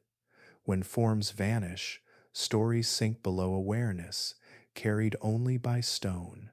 Australia became defined by dryness, not because water had never ruled it, but because water had passed through it completely and then departed. A continent transformed by absence learned to appear permanent. Deserts stretched where seas had once rested. Life flourished again under different rules. The ocean's chapter closed, without leaving a visible mark on the horizon, allowing the land to become something new, shaped not by what it held, but by what it no longer did. When this sea existed, there was no one to observe it with memory or language. No humans walked its shores, because there were no shores to walk. No eyes followed its tides, no voices named its creatures, no hands marked its passing in story or symbol. The sea lived and faded entirely outside the span of human awareness. Memory depends on witnesses. Events become history only when they are seen, spoken, and carried forward. This inland ocean rose long before minds capable of narrative appeared on the continent. By the time humans arrived, the water had already withdrawn into stone, its presence reduced to minerals beneath dry ground. There was nothing left to recognize as ocean, only land that appeared complete in its own right. Even if observers had been present, the nature of the change would have resisted storytelling. This was not a flood or a collapse that forced attention. The sea did not arrive or leave within a single lifetime. It expanded and retreated across spans so long that each generation experienced only continuity. Change unfolded as background rather than event, woven into the ordinary texture of existence. Stories require contrast. They form around moments that break expectation. Here, expectation shifted too gradually to register. The sea remained familiar while it existed, and its retreat never arrived as absence all at once. Without a dramatic boundary, there was nothing to mark an ending. What disappears slowly often escapes notice entirely. Legends also depend on shape. Mountains inspire myth because they rise. Rivers gather stories because they move. Coastlines invite memory because they form edges. This sea left no edge behind. Its retreat did not carve a line across the land. It dissolved evenly, leaving behind no final place to point to and say, "This is where the ocean ended." Without physical markers, memory has no anchor. When humans eventually crossed these plains, the ground beneath them looked ancient and settled. There was no reason to suspect it had ever been submerged. Deserts told their own story of heat and endurance. The land spoke convincingly of dryness, and there was nothing in its surface form to contradict that message. Oral traditions pass through generations by repetition and relevance. They preserve what remains visible, what shapes daily life, what threatens or protects. A sea that vanished millions of years earlier offered none of these. It influenced soil chemistry, climate patterns, and buried stone, but these effects were indirect and subtle. They did not announce their origin. As time passed, even the possibility of memory faded. Civilizations formed and fell along coasts and rivers that still existed. Stories attached themselves to features that endured within human timescales. The inland ocean belonged to a deeper rhythm, one that does not intersect with spoken history. What remains instead is geological memory, a quieter archive that does not explain itself. Fossils lie where they were left. Rock layers hold the imprint of water without describing it. These records require interpretation rather than recollection. They speak only when read carefully, centuries after their discovery. This is why the sea is forgotten, not because it was insignificant, but because it did not align with how memory works. Its life unfolded beyond witnesses, its change beyond perception, its end beyond spectacle. Earth does not ensure that its histories will be remembered, it only ensures that they are written somewhere. The inland sea left no legends because it did not need to be remembered to have been real. It existed fully, shaped the continent profoundly, and vanished completely. Its silence is not absence, but scale, a reminder that much of the planet's story unfolds outside the reach of human memory, waiting patiently in stone for minds capable of noticing long after the moment has passed. The vanished sea beneath Australia is not unique in Earth's long memory. The planet has a quiet habit of rearranging water across its surface, allowing oceans to wander inland for ages and then withdraw without spectacle. Again and again, seas have entered continents, reshaped life, and retreated, leaving behind only stone and altered ground to mark their passage. Across deep time, inland seas have appeared wherever climate, topography, and sea level briefly aligned. Broad basins welcomed shallow water. Warm periods sustained evaporation balanced by inflow. Life adapted quickly to these temporary worlds, filling them with complexity and abundance. Then, as conditions shifted, the same seas diminished, not through violence, but through patience. These patterns repeat with remarkable consistency. Inland waters form slowly, expand evenly, and remain stable for long spans. Their ecosystems mature within confinement, developing food webs tuned to limited circulation and predictable chemistry. When change begins, it rarely announces itself. Evaporation strengthens. Connections narrow, salinity rises, habitats shrink. The sequence unfolds gradually, familiar now because it has happened so many times before. Other basins across the planet have followed similar paths. Some once stretched across what are now plains and plateaus, hosting marine life far from modern coasts. Their retreat left salt deposits, fossil beds, and oddly flat landscapes that hint at former immersion. In each case, the ending lacked drama. The water did not flee. It thinned, fragmented, and lifted away, molecule by molecule. These worlds vanished without catastrophe. No singular disaster erased them, no meteorite struck, no sudden volcanic curtain fell. Instead, climate leaned slightly drier. Tectonics adjusted gently. Sea level settled elsewhere. The systems adapted until adaptation was no longer enough, and life faded in place. Earth favored continuity over interruption. Because these seas did not end violently, they left few obvious scars. Where mountains rise from collision and craters mark impact, inland seas dissolve into memory. Their absence becomes normalized quickly. The land above them grows vegetation or dust. New ecosystems take root. The shape of the surface speaks of what is present, not of what has passed. This repetition reveals something fundamental about the planet. Earth changes most often through accumulation rather than shock. It reshapes itself by allowing conditions to drift beyond tolerance, then by permitting systems to run their course. Oceans advance and retreat as part of a rhythm older than any single landscape.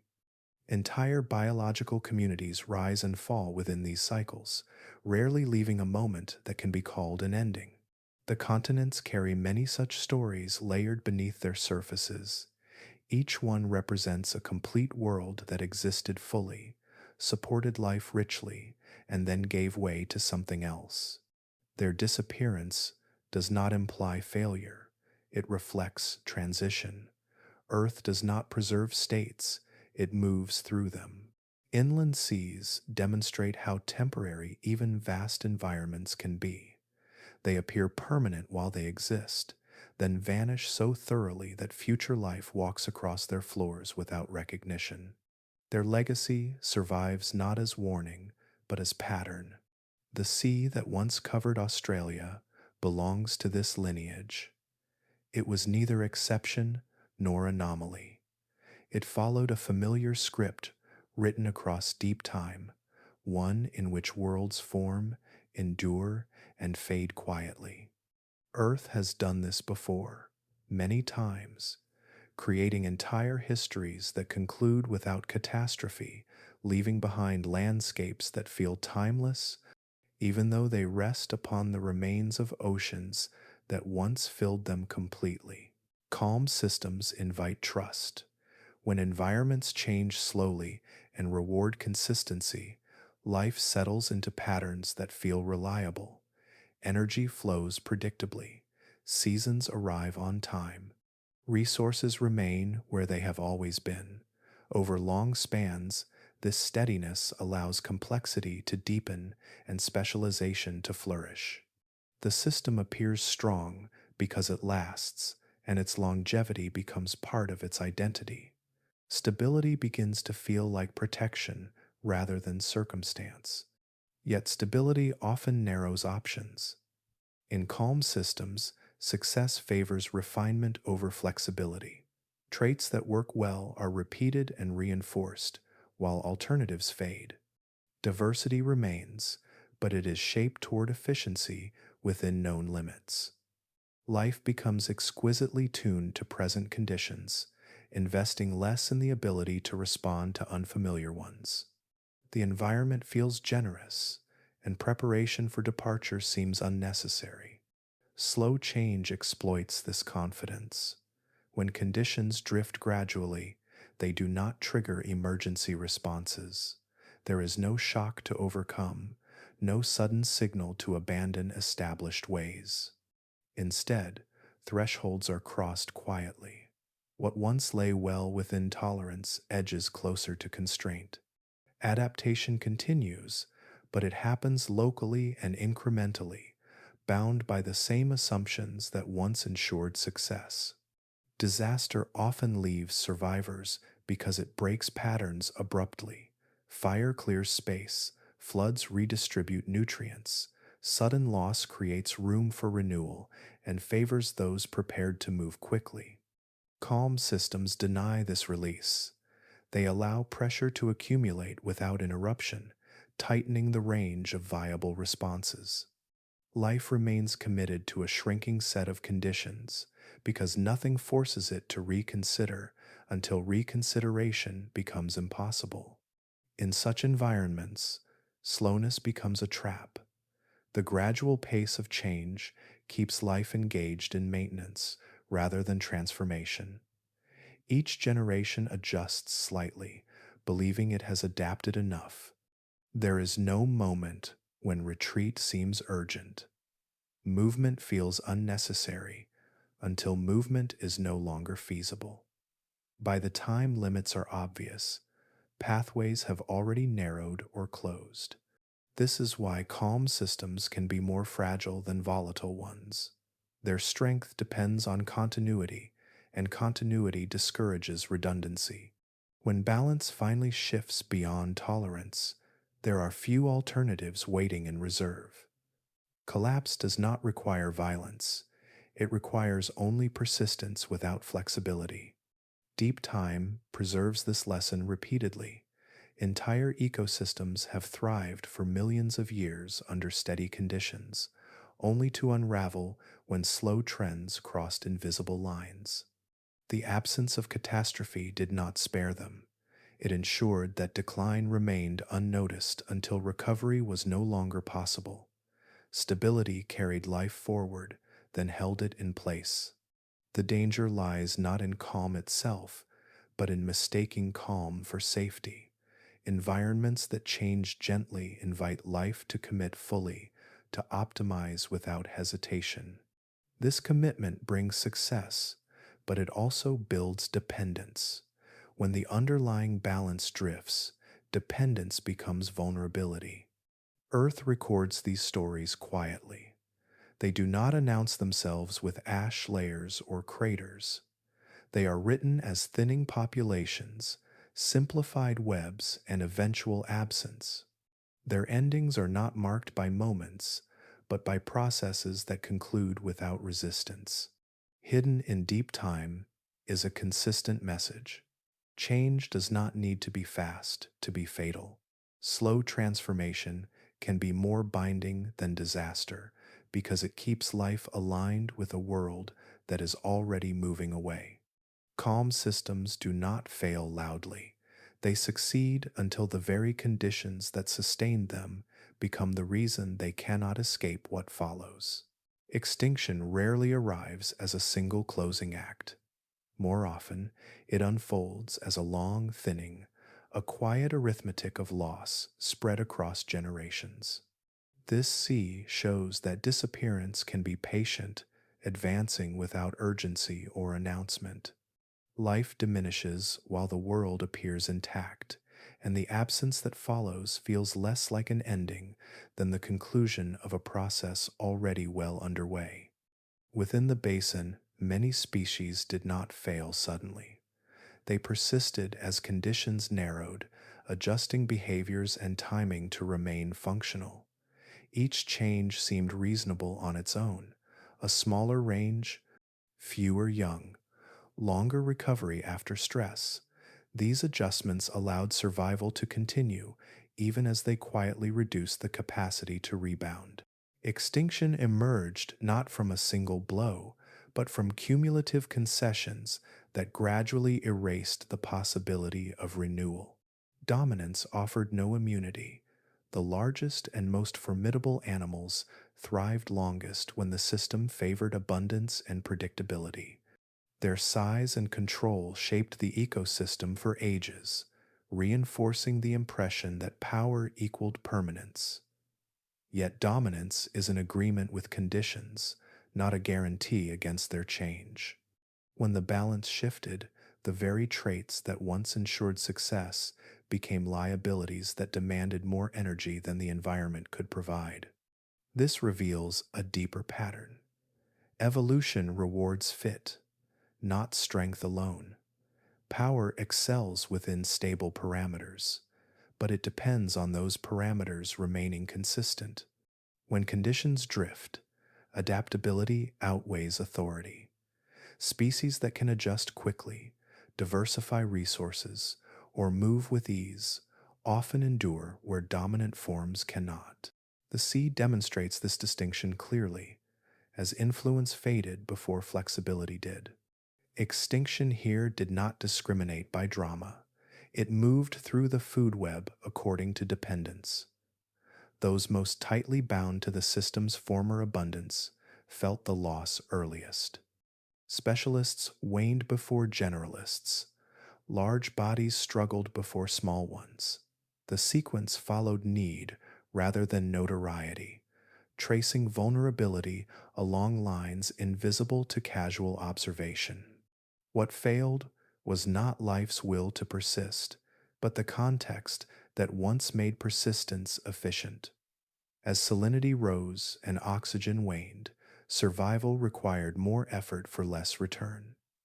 Reproduction became uncertain. Recovery slowed. Each generation carried a smaller inheritance of possibility. Power without margin cannot sustain itself indefinitely, no matter how long it has dominated before. The sea's story cautions against equating success with security. Long periods of thriving can mask an increasing dependence on narrow conditions. When those conditions begin to shift, even slowly, dominance offers no special protection. The same pathways that once delivered abundance can become constraints when alternatives are needed. Extinction, in this light, appears less as a failure and more as a consequence of alignment. Species vanish when the world no longer supports the strategies that once defined them. This is not punishment or accident. It is the natural resolution of a relationship that has drifted out of balance. The inland sea teaches that endings do not require violence. They require only change and time. Power fades when it cannot move with the ground beneath it. Survival belongs not to those who once ruled, but to those who remain able to adjust when the rules quietly, steadily, become something else. The planet does not remember in words or images. Its memory is carried in stone, layered patiently beneath the surface, recording time through pressure, chemistry, and position. Rocks do not preserve moments, they preserve processes. Each layer reflects conditions that endured long enough to leave a mark, building a record that stretches far beyond any living witness. Sediments are among the most faithful of these record keepers. Grain by grain, they accumulate in water, air, or ice, settling according to energy and environment. Fine particles indicate calm. Coarse material suggests motion. Repetition signals stability. Interruption hints at change. Over time, these layers harden, locking information into their structure without intention or interpretation. Chemical signatures deepen the story.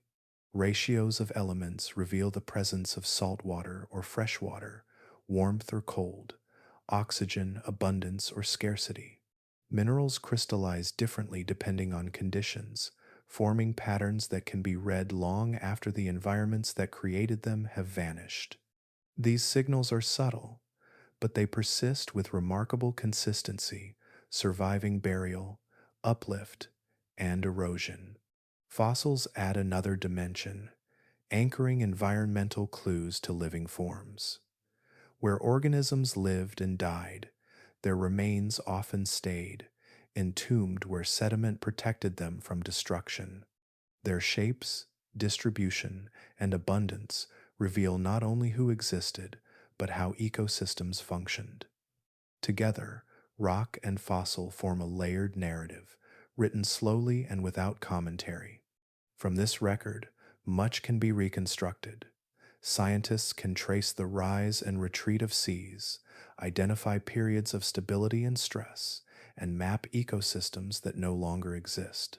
Patterns repeated across wide regions strengthen interpretation, allowing vanished worlds to be outlined with growing confidence. The inland sea beneath Australia emerges clearly from this collective evidence, even without a visible shoreline. Yet the record is incomplete by nature. Stone preserves what lasted, not what flickered. Brief events often leave no trace. Soft-bodied organisms vanish without record. Behaviors, colors, and sounds disappear entirely. The planet remembers structure and duration, not experience. What it cannot capture is as important as what it keeps.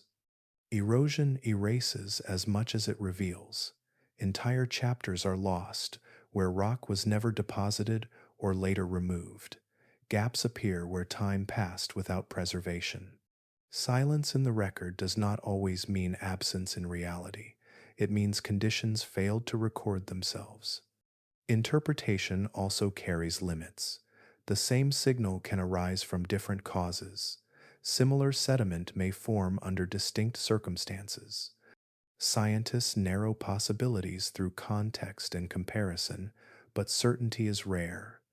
The deeper in time one looks, the more the story becomes outline rather than detail.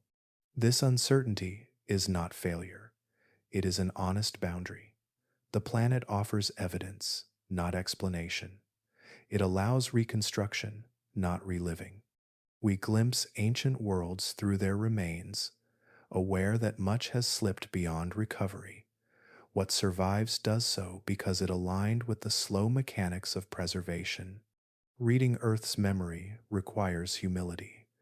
It invites attention to pattern rather than spectacle. The story unfolds through accumulation, not narration. Each insight rests on fragments assembled across distance and depth, always provisional, always incomplete. The inland sea, like countless vanished environments, exists now only through this quiet archive. Stone remembers without emotion, keeping what endured and letting go of what did not. In learning to read it, we learn as much about the limits of knowledge as about the worlds that once were. Earth tells its story carefully, revealing enough to understand that much will always remain beyond our reach, held in layers that time has chosen not to keep. Australia's landscape carries many lives at once. What appears solid and settled is layered, written and rewritten across deep time. The surface tells one story, but beneath it lie others, pressed into stone and soil, waiting without urgency. This layering is not chaos. It is structure, a palimpsest, where new worlds form atop the traces of those that came before. Modern terrain rests calmly over ancient foundations. Deserts spread across plains that were once submerged. Ridges rise where sediments hardened underwater. The shapes visible today belong to recent chapters, sculpted by wind, heat, and time spent dry. Yet these forms do not erase what lies below.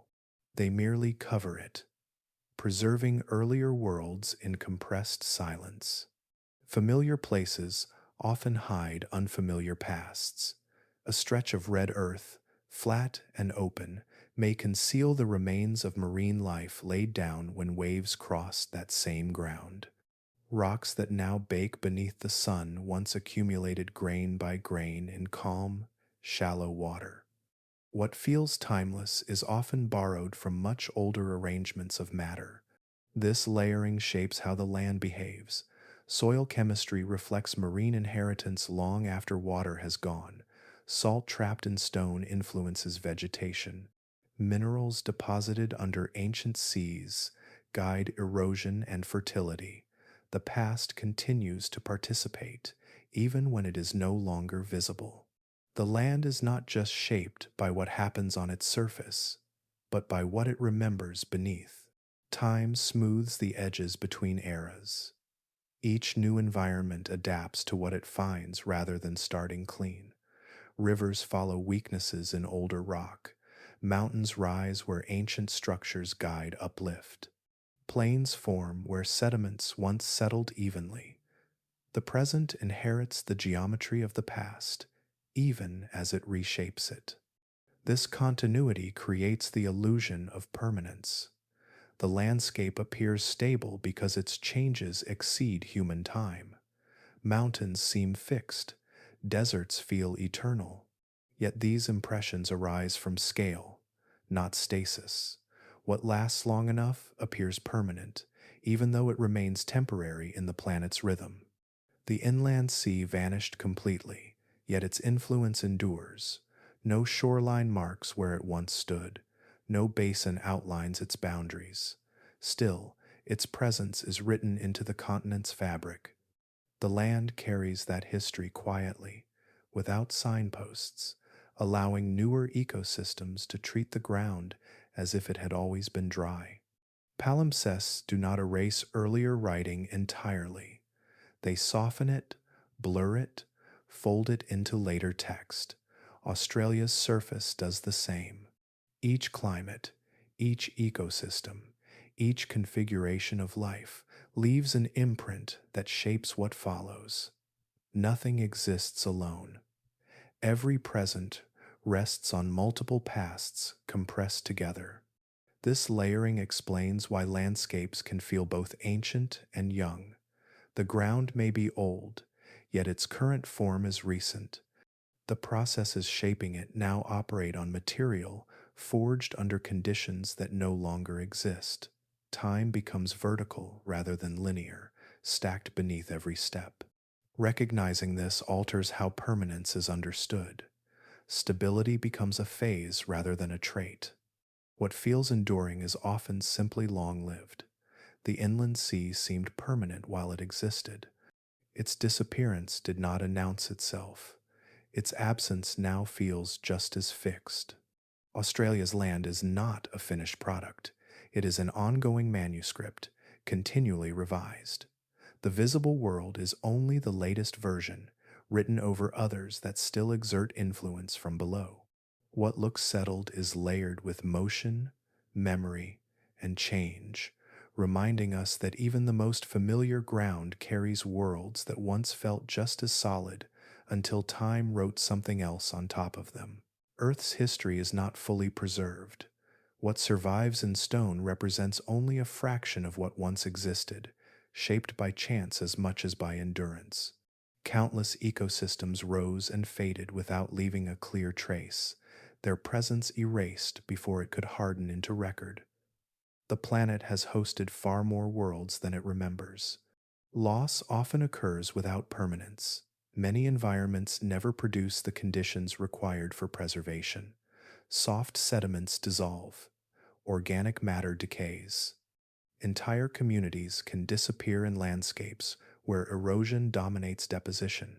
When this happens, there is no archive left behind, no layered reminder that life once organized itself there in complex and meaningful ways.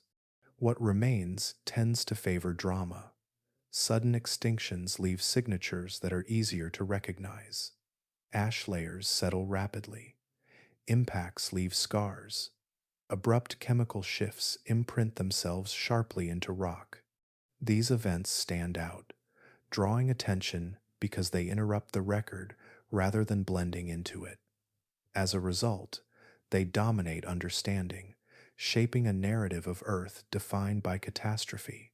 Yet this emphasis creates imbalance. Quiet loss far outnumbers sudden collapse. Most extinctions do not align with obvious disasters. They unfold across long intervals, thinning populations until absence becomes complete. These endings leave little signal because nothing happens fast enough to force preservation. The record smooths them away. Bias emerges not from intention, but from physics. Stone favors the dramatic because it forms most readily during disruption. Calm conditions, where life thrives steadily, often generate less durable evidence. When these systems fade slowly, they do so without leaving a boundary layer that marks their disappearance. Their memory dissolves alongside them. As a result, Earth's past appears more violent than it was. The visible record amplifies catastrophe and underrepresents endurance, followed by quiet decline. Entire biospheres likely existed within intervals, now represented by only a thin band of rock, or none at all.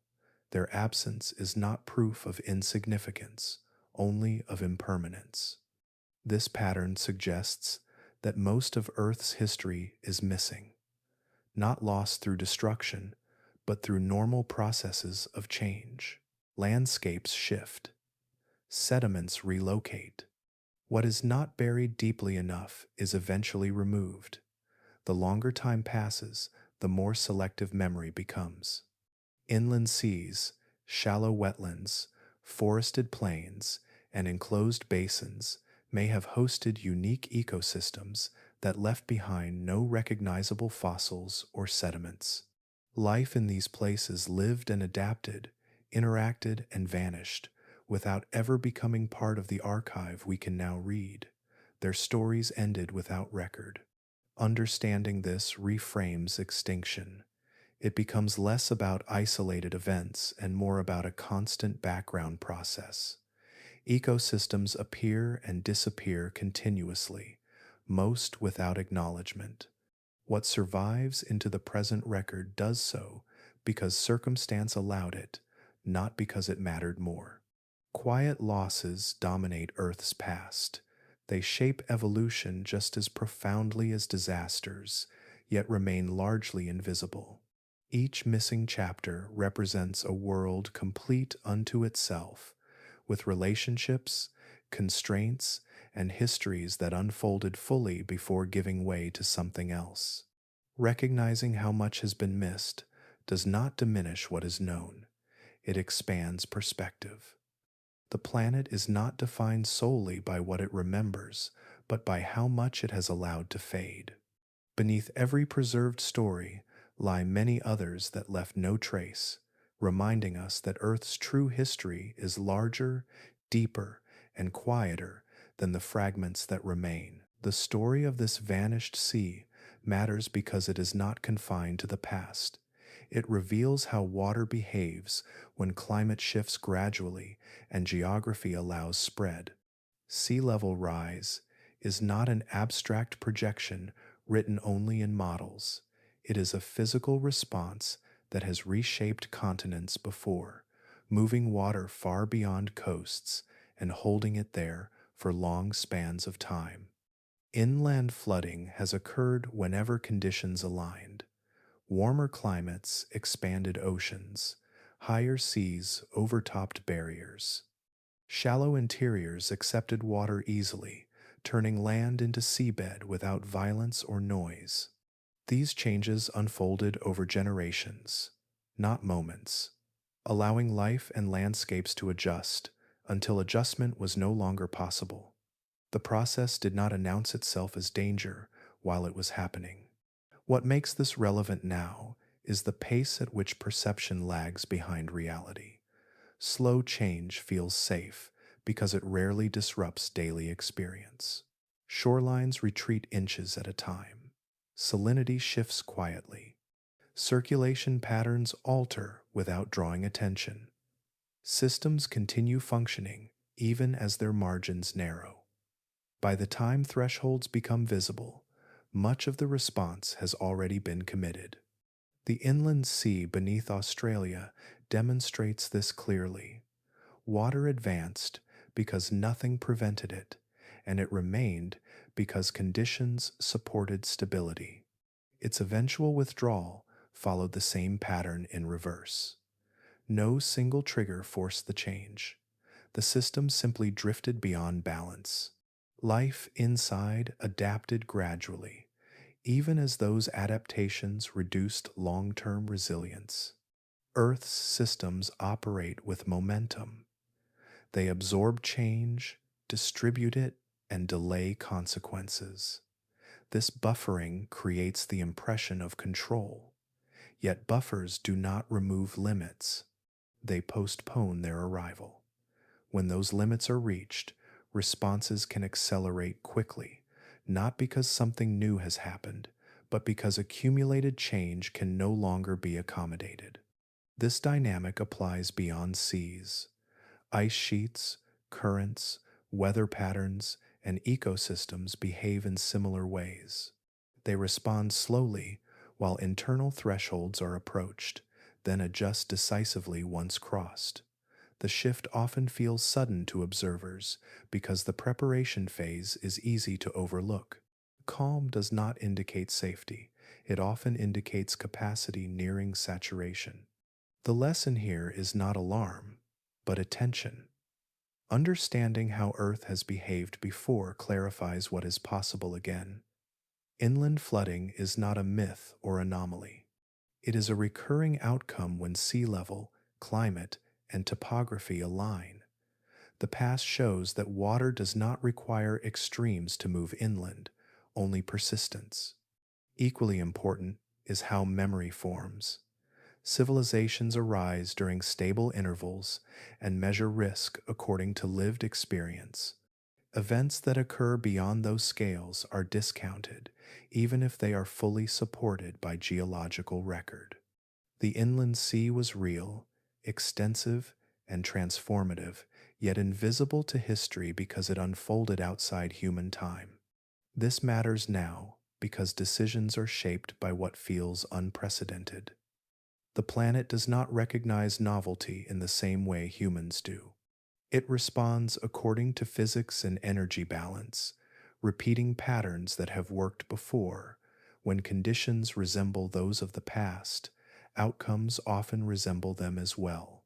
The sea that once covered Australia reminds us that change does not need drama to be consequential. It needs only time and alignment. Earth responds patiently, absorbing disturbance until it cannot. When that moment arrives, the shift feels abrupt, even though it has been forming quietly all along. Dry land often feels final. Its firmness suggests permanence, its stillness implies resolution.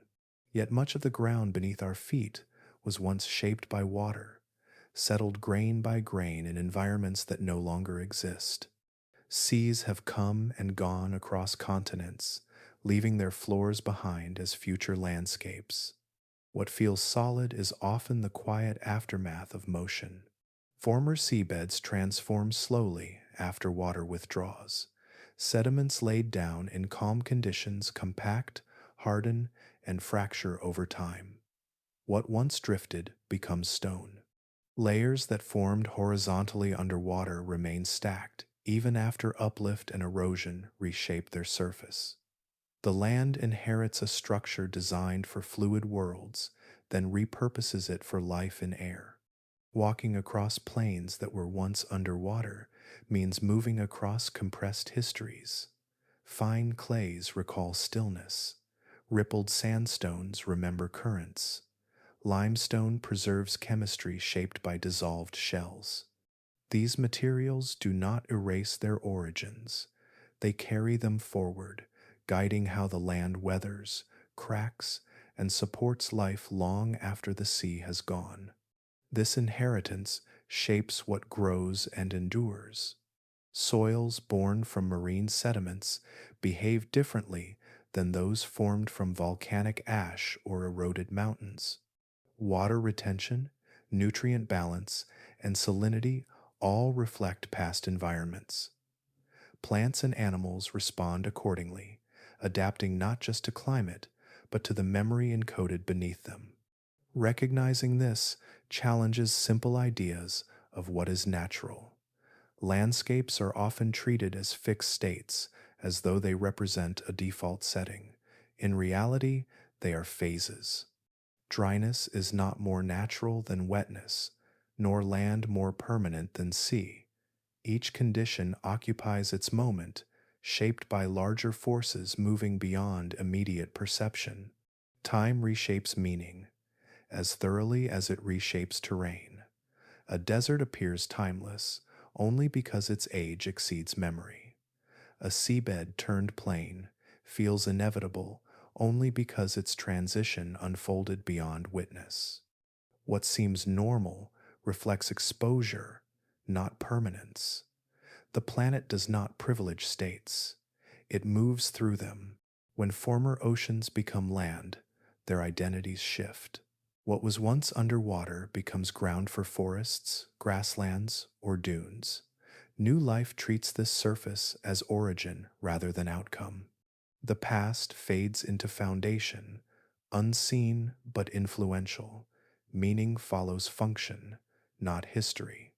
This perspective invites humility. Human concepts of stability and change are bound tightly to short spans of time. Environments that last thousands of years feel ancient. Those that endure millions appear immutable. Yet the geological record shows that even these are temporary arrangements within longer cycles. Dry land that was once seabed reminds us that boundaries are fluid over time. Coastlines migrate, interiors flood. What separates ocean from continent is less fixed than it appears. The difference lies not in essence, but in timing. Understanding this expands how place is perceived. A location is not merely where something is, but what it has been and what it may become. Meaning accumulates through layers, not moments. The ground beneath us is not static backdrop. It is transformed water, transformed again into rock, and still evolving. The ocean beneath our feet is not metaphor alone. It is history compressed into matter, reshaped into something familiar.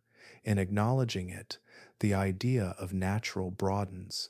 Nature becomes not a single condition to be preserved, but a sequence of states, each valid within its time. Through this lens, change is not deviation, it is continuity, and land itself becomes a reminder that what exists now is only one expression of a world always in motion. This world existed quietly, complete in itself, without a single witness capable of remembering it. No eyes followed its long days, no minds marked its passing seasons. Life filled the water, adapted to its rhythms, and lived entirely within its boundaries, unaware that awareness itself had not yet arrived on the continent. Without memory, existence left no echo. The sea rose, stabilized, and supported intricate systems without producing stories. Its predators hunted, its prey multiplied and vanished. Cycles repeated faithfully, generation after generation, guided only by physics and chemistry. Nothing needed to be recorded for the system to function. It simply did. Without warning, the ending also unfolded. There were no signs because there was no language to name them. Subtle shifts in water, air, and land progressed as they always had, quietly, incrementally. Conditions drifted, boundaries tightened. The system continued to operate even as its margins narrowed. Life responded locally, instinctively, without comprehension of what was changing beyond its immediate reach. The disappearance did not arrive as an event. It took shape as absence spread across time. Fewer births, smaller ranges, thinner populations. The sea withdrew, while life remained aligned to what had once sustained it. No announcement marked the crossing of thresholds. Nothing signaled that the balance would not return. Without monument, the sea left no visible farewell. There was no final shoreline to stand upon, no ring of stone to outline where water had once rested. As the last shallows evaporated, sediments hardened and blended into the land. What had been fluid became foundation. What had supported movement became ground. The continent accepted this transition without pause. Wind shaped the surface, rain etched new paths, heat reorganized ecosystems. The land rewrote itself quickly compared to the time the sea had occupied it. Memory was overwritten not by intention, but by normal processes continuing forward. When humans eventually arrived, the world they encountered appeared whole and ancient. The ground beneath them felt resolved, not transitional. Deserts stretched convincingly. Vegetation matched climate. Nothing suggested that the landscape had once been otherwise. The absence of evidence became evidence of absence. This is how entire worlds can vanish from awareness, not through erasure, but through completion. When a system ends thoroughly, it leaves behind materials rather than meanings.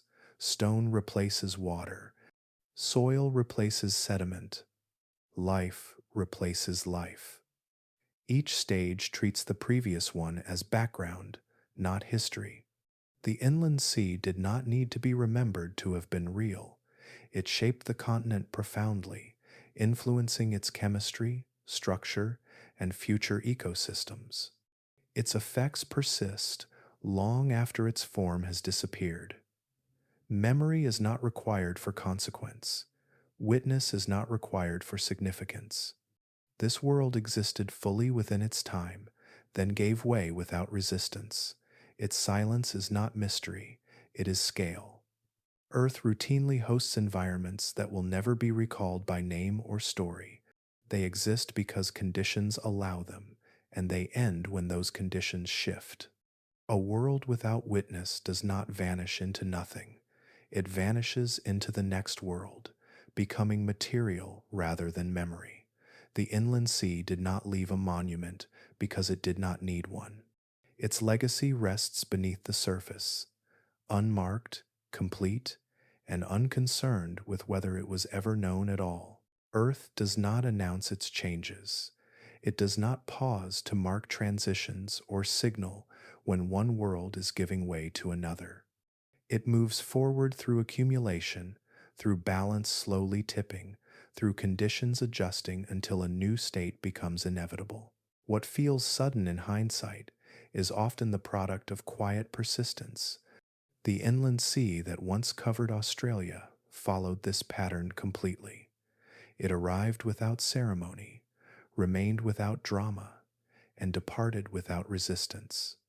For millions of years, it shaped life, chemistry, and geography, then dissolved back into the processes that formed it. Its disappearance did not require catastrophe, it required only time. Entire worlds can exist this way.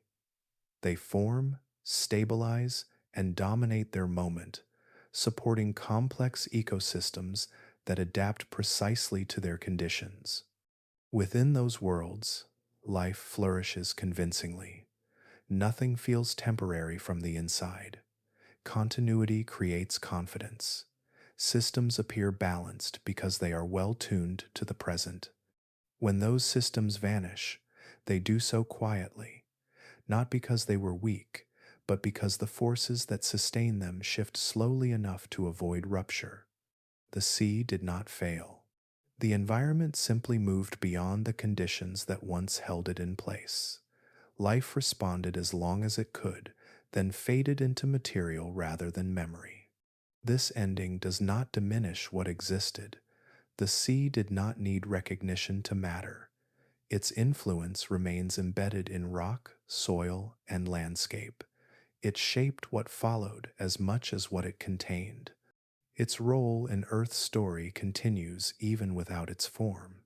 The most dangerous chapters in Earth's history are often the calmest ones, not dangerous in the sense of sudden destruction, but in how effectively they conceal long-term change. Stability encourages commitment. Calm rewards specialization. Systems thrive by aligning closely with present conditions, unaware that alignment can become constraint. When change arrives gradually, it bypasses alarm. Thresholds are crossed without acknowledgement. Adaptations keep pace just long enough to prevent retreat. By the time imbalance becomes visible, options have already narrowed. Collapse then appears abrupt, not because it happened quickly, but because it was prepared slowly. This pattern repeats across deep time. Oceans advance and withdraw. Forests expand and thin. Ice accumulates and melts. Ecosystems assemble and disassemble without spectacle. Earth does not require disaster to transform itself. It relies on patience. The inland sea belongs to this category of change. It was neither exceptional nor singular. It represents one instance of a broader rhythm in which environments emerge fully, dominate their moment, and then recede into the background of the next arrangement. Its quiet ending is not anomaly, but norm. Remembering this reframes how Earth is understood. The absence of drama does not mean absence of consequence. Calm periods are not pauses between events, they are the events. They carry momentum forward, shaping futures in ways that only become clear once transformation is complete. The sea did not need to be remembered because Earth does not depend on memory to function, it depends on process. Worlds are not preserved because they matter, and they do not vanish because they fail. They transition because conditions change. Beneath Australia's dry interior lies the residue of one such world, complete and resolved. It existed fully within its time, then gave way without complaint.